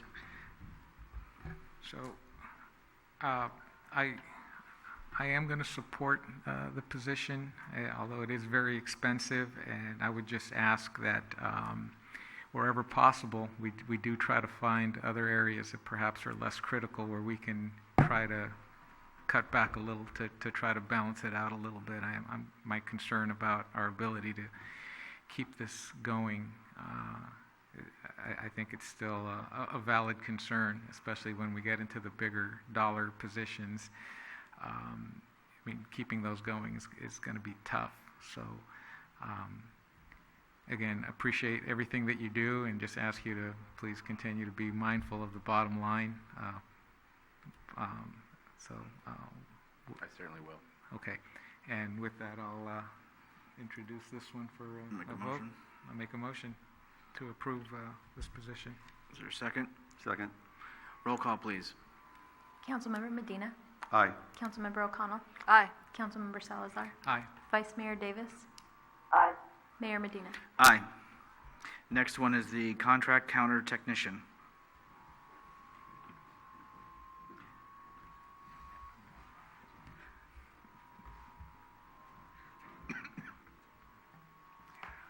Mr. Mayor and council members, similar to the other position I discussed with you this evening, the associate planner, the context is a very high level of development activity. During this fiscal year, 18-19, we're expecting about 90,000 square feet of new commercial development, 83 residential units. On the building side, on the planning side, we're looking at perhaps 500 new residential units and about 80,000 square feet of commercial space and 34 hotel rooms to be processed on the planning side. We'll also be dealing with several hundred code enforcement cases during this fiscal year.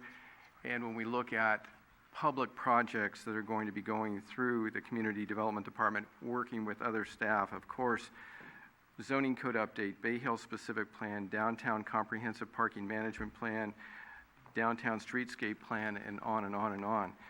We have a high level of development activity. We're projecting, as indicated in the budget, that in terms of number of residential building permits that would come across the counter, again, this is a counter technician position we're talking about, it could be about 1,408 residential building permits, 85 commercial building permits, and in terms of building inspections, we're expecting maybe as many as 8,500 building inspections. To kind of think about this position, what does this position do? It's a combination position. It's working at the counter, providing support and service to our customers at the counter, over the phone, providing information to people that come to the counter. It's doing such things as some over-the-counter permitting, plan checkings. For example, the counter technicians handle some of the solar permits, small residential solar, vehicle charging stations. They also do plan review and plan check and issue permits on small remodels, bathrooms, kitchens. They process home occupation permits, business compliance permits. They also work with our planning commission. One of the individuals works with our planning commission in terms of the noticing for the planning commission, architecture review committee meetings, preparing minutes, attending meetings. They also are in charge of collecting the call-in inspections on the inspection hotline and then putting those together so that the building official can assign the inspections to the inspectors we have. There's also the intake of all these applications that I mentioned, taking them in, making sure that they're complete, processing them, tracking them, making sure that the various internal staff and outside consultants, CSG, WC3, the other firms we work with, are providing responses and getting the information back to our customers, our citizens, in a timely manner. And this position would be in support of code enforcement in terms of working with applications that come in to correct cases. Again, this person in this position would be able to do plan check. This is, by the way, an existing position. I should point out, we have a person in this position currently from 17-18. 17-18, the City Council actually approved a part-time position focusing on supportive code enforcement. With the increased activity that we have at the counter, we have a very busy counter. We provide service from 8 to 5, Monday through Friday, continuous throughout the day. We have peak periods between 9 and 3, but regularly we have 5 and 6 people at our counter during that time. So I would see this individual being a combination position, providing support to code enforcement and really providing support in the area of counter technician activities, as I've described, during a very high level of activity in our community.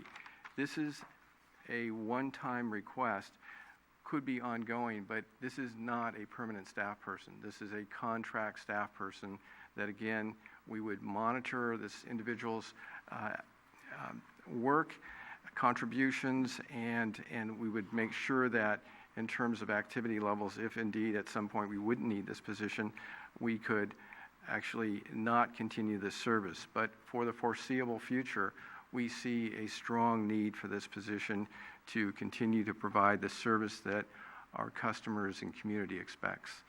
I'd be happy to respond to any of your questions, and thank you. Questions? Oh, this in?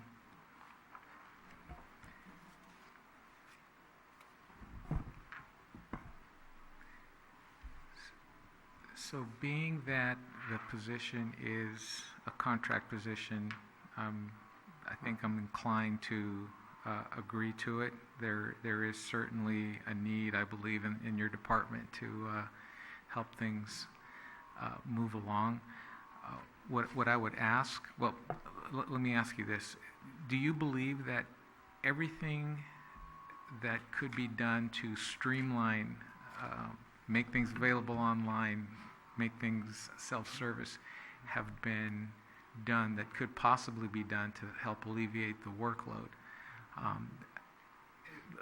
Let me let you answer that first. I would say that we've done many things.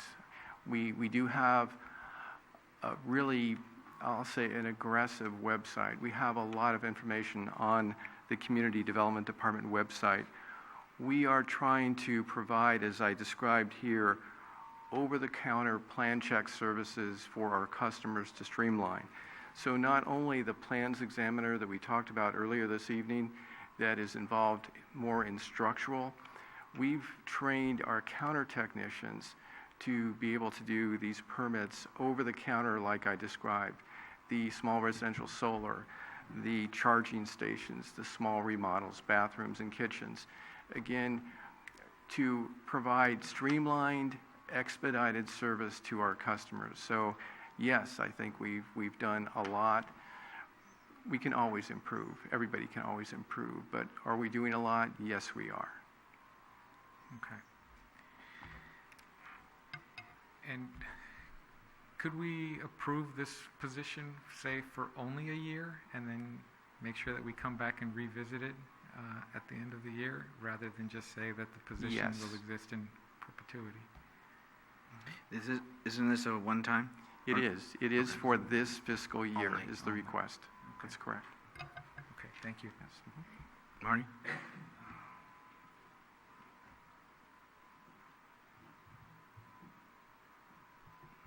So I'm going to vote no on this.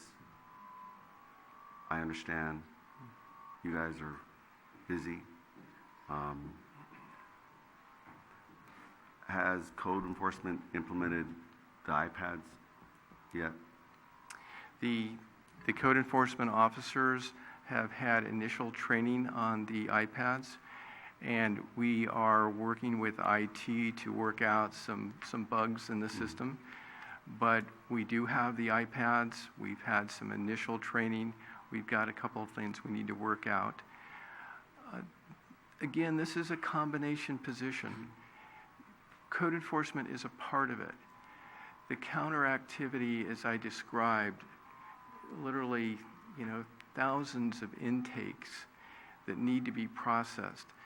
This individual, in terms of efficiency within our department and organization, the idea is that this person is cross-trained.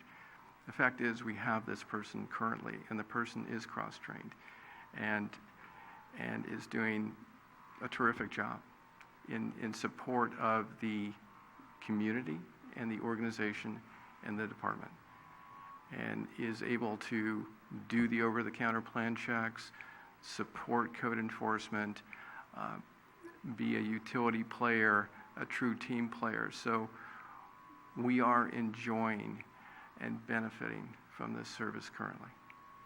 Okay, and if this person is doing plan checks, there should be some cost recovery? In terms of the permitting fees, yes. But actually doing the plan check? If Yes. they're actually doing a plan check, They're doing- it's a different plan check fee. You're correct. Right. And we're implementing an over-the-counter plan check fee, and you're correct about that. Yes, that is correct.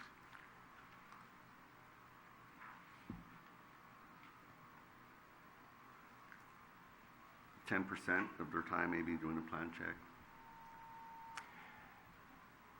Perhaps.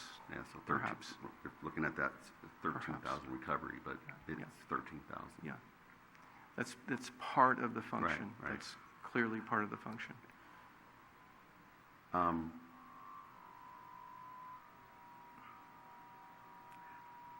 Well, that's all my questions. I mean, I'm sorry. I've never heard yet from anybody complain that they stood in line too long at the counter.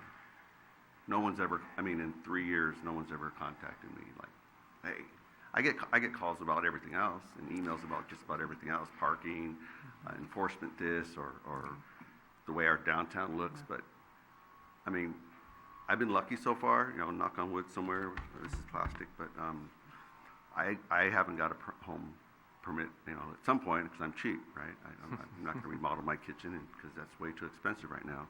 But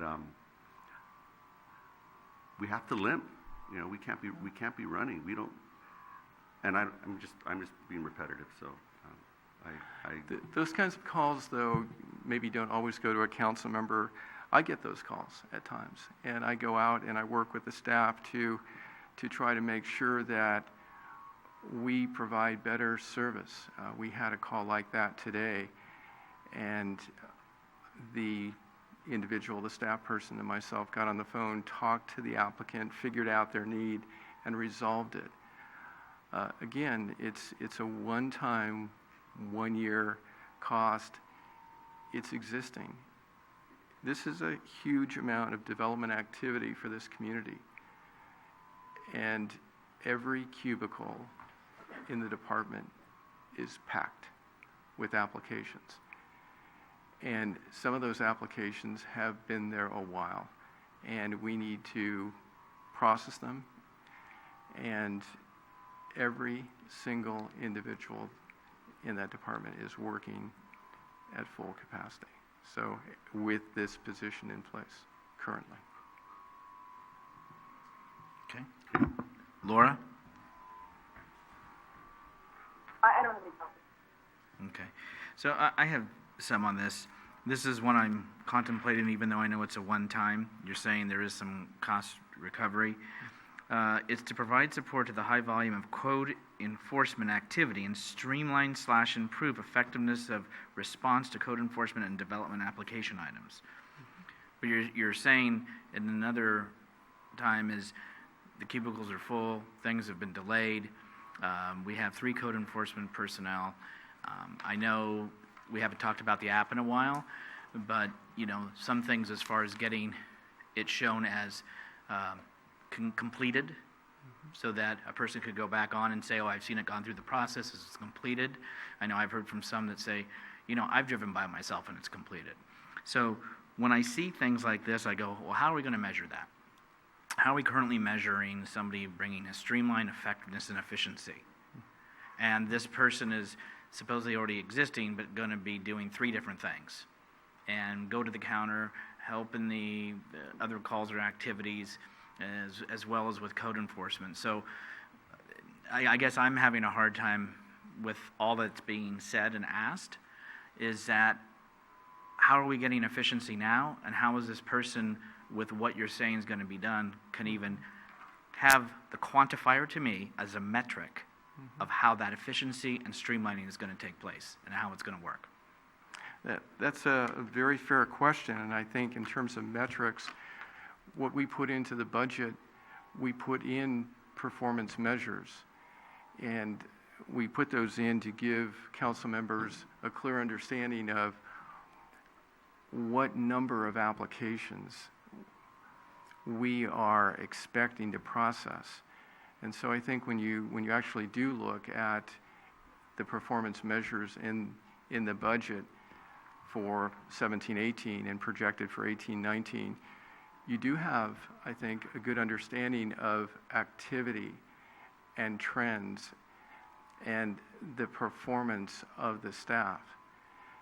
We've done that as well with code enforcement, and we have provided that information to you in terms of the breakdown during study sessions of the types of code enforcement actions by category, the total number that were done in accordance with the CRM, the community reporting module. So we believe in metrics too, and they are important, and we do need to measure, and we do measure.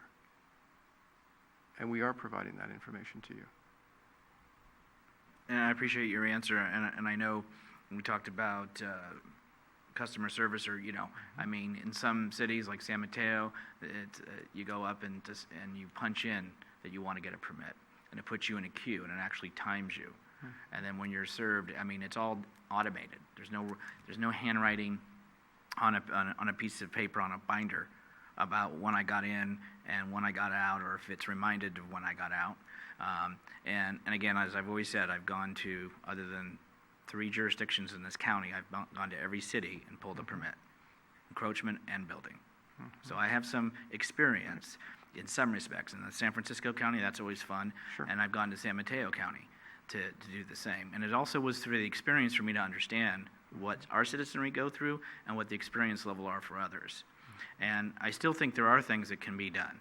And I know it's late, so I don't want to go on and on, but I'm really, I know this person's been here, it's a one-time thing, but I'm actually having a challenge with all that I'm hearing and seeing evidence of it better. And based on what I'm hearing, and I'm not there every day. So, but anyway, you're welcome to add anything you like, David, and then we'll get on with the vote. Well, when I look at the range of development activity in this community that collectively we are handling, I think it's extremely impressive.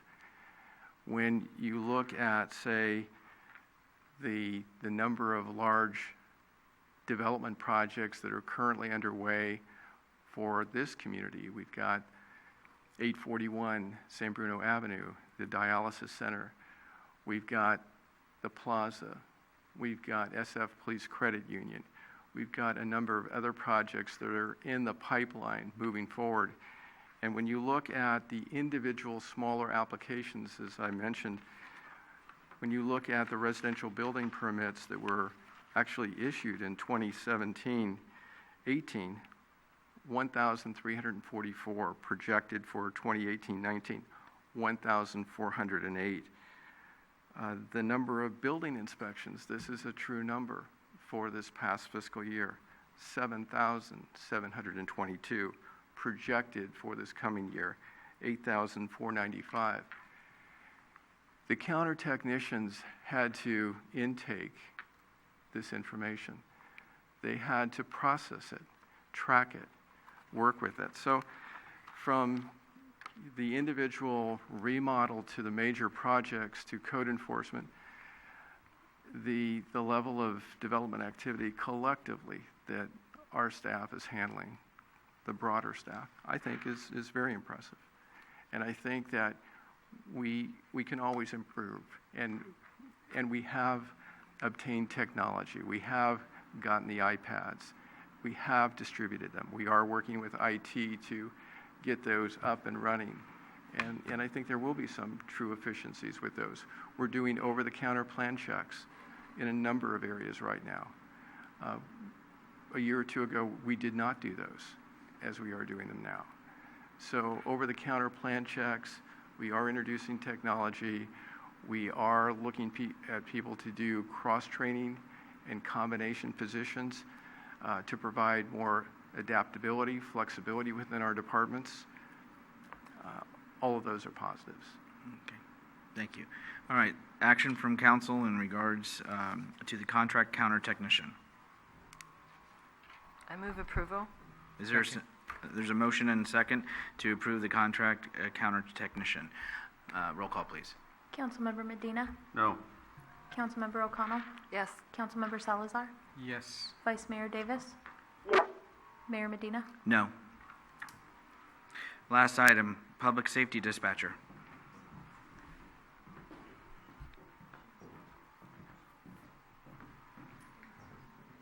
Let's be nice, dude.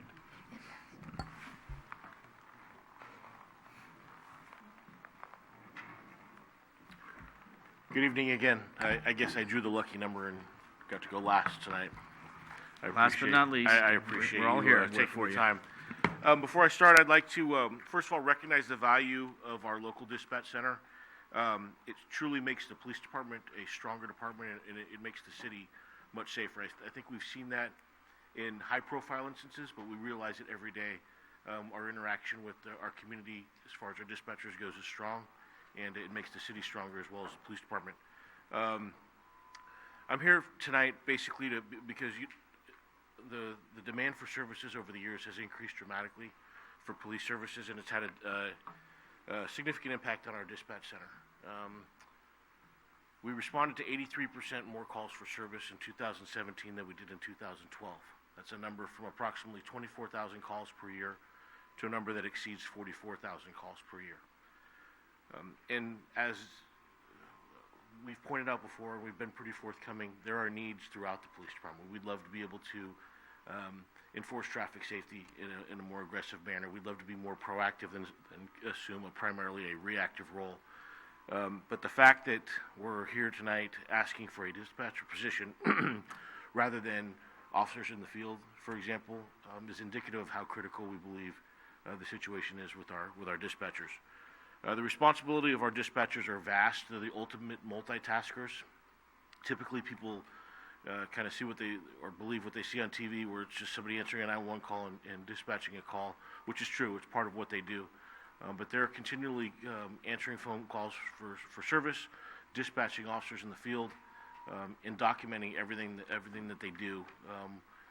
And they do that in a 12-hour shift, which can be quite taxing. They are truly a lifeline to the public and to police officers. They truly provide a public safety role that we rely on, and we'll soon be promoting the ability to accept text to 911, which is just going to enhance what they're going to be asked to do, as well as managing the numerous databases and computer systems that they currently do. The true issue here is the fact that our dispatchers work alone for 21 of the 24 hours each day. That's where the true issue lies and what we're trying to address. The industry standard is 2 dispatchers for a city of our size, or even cities that are much smaller, and we're trying to get there. And while the addition of 1 dispatcher won't get there, it'll drastically reduce the number of hours each day that a dispatcher will be sitting in that dispatch center alone, having to do things that are sometimes not humanly possible for an extended period of time. Beyond the call volume, there are significant stress levels with working alone for that period of time that we've seen. It's taken a toll on a number of employees that I'll talk about in a little bit. But there's also some practical considerations. In addition to being able to answer calls effectively and provide the level of service that we currently do, there's lunch breaks that need to be provided. There's people have to use the restroom. There are some practical matters that we struggle to cope with. And what we do now oftentimes is just to cover lunch breaks, we're bringing in ordering people to come in for 3 hours because it's the minimum to cover a 1-hour lunch break, which is completely ineffective. So those are some of the things that we are challenged with. Again, the industry standard is 2. Thanks to the council's actions over the last several years, we do have a strong virtual dispatch partnership with the Burlingame Police Department that allows us to have an immediate full force multiplier. We've seen the benefits of this when Burlingame had a ransomware attack and their computers went down.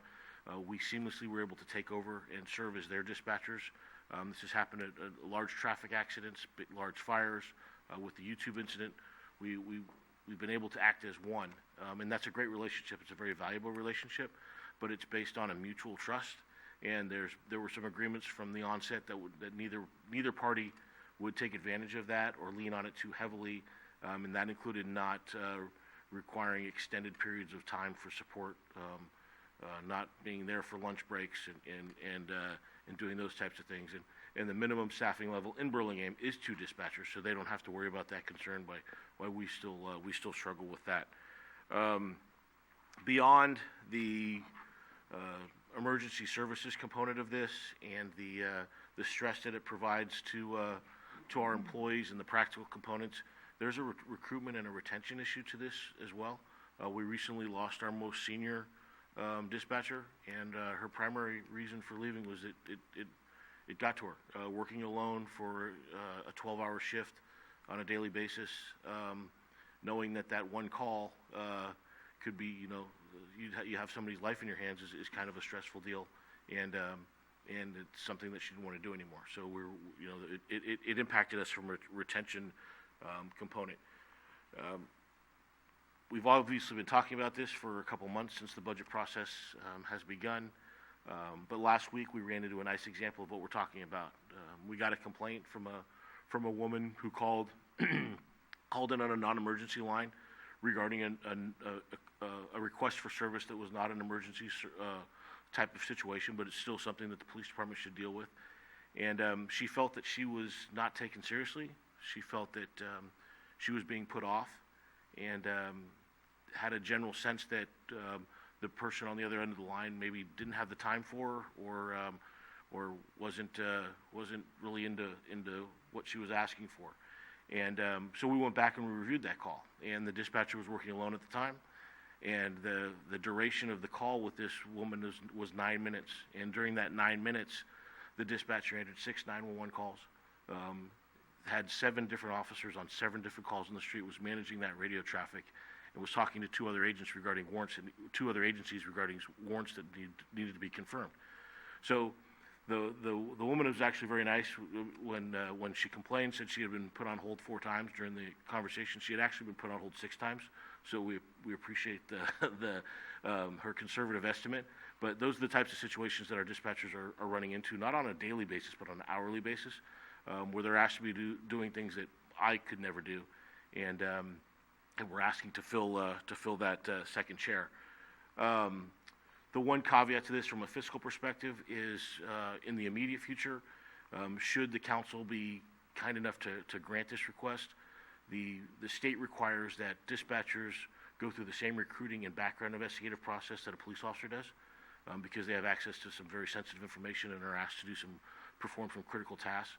So in reality, if we were granted this position, we're recruiting for some vacancies now due to some dispatchers leaving us. We probably wouldn't be able to fill this position for several months. So it would be deep into the fiscal year before we filled this position. So the impact on this fiscal year's budget would probably be much less than the ongoing cost that would exist. So that's all I have. I'd be happy to answer any questions, and thank you for granting me the time at this late hour. Marty, Mike.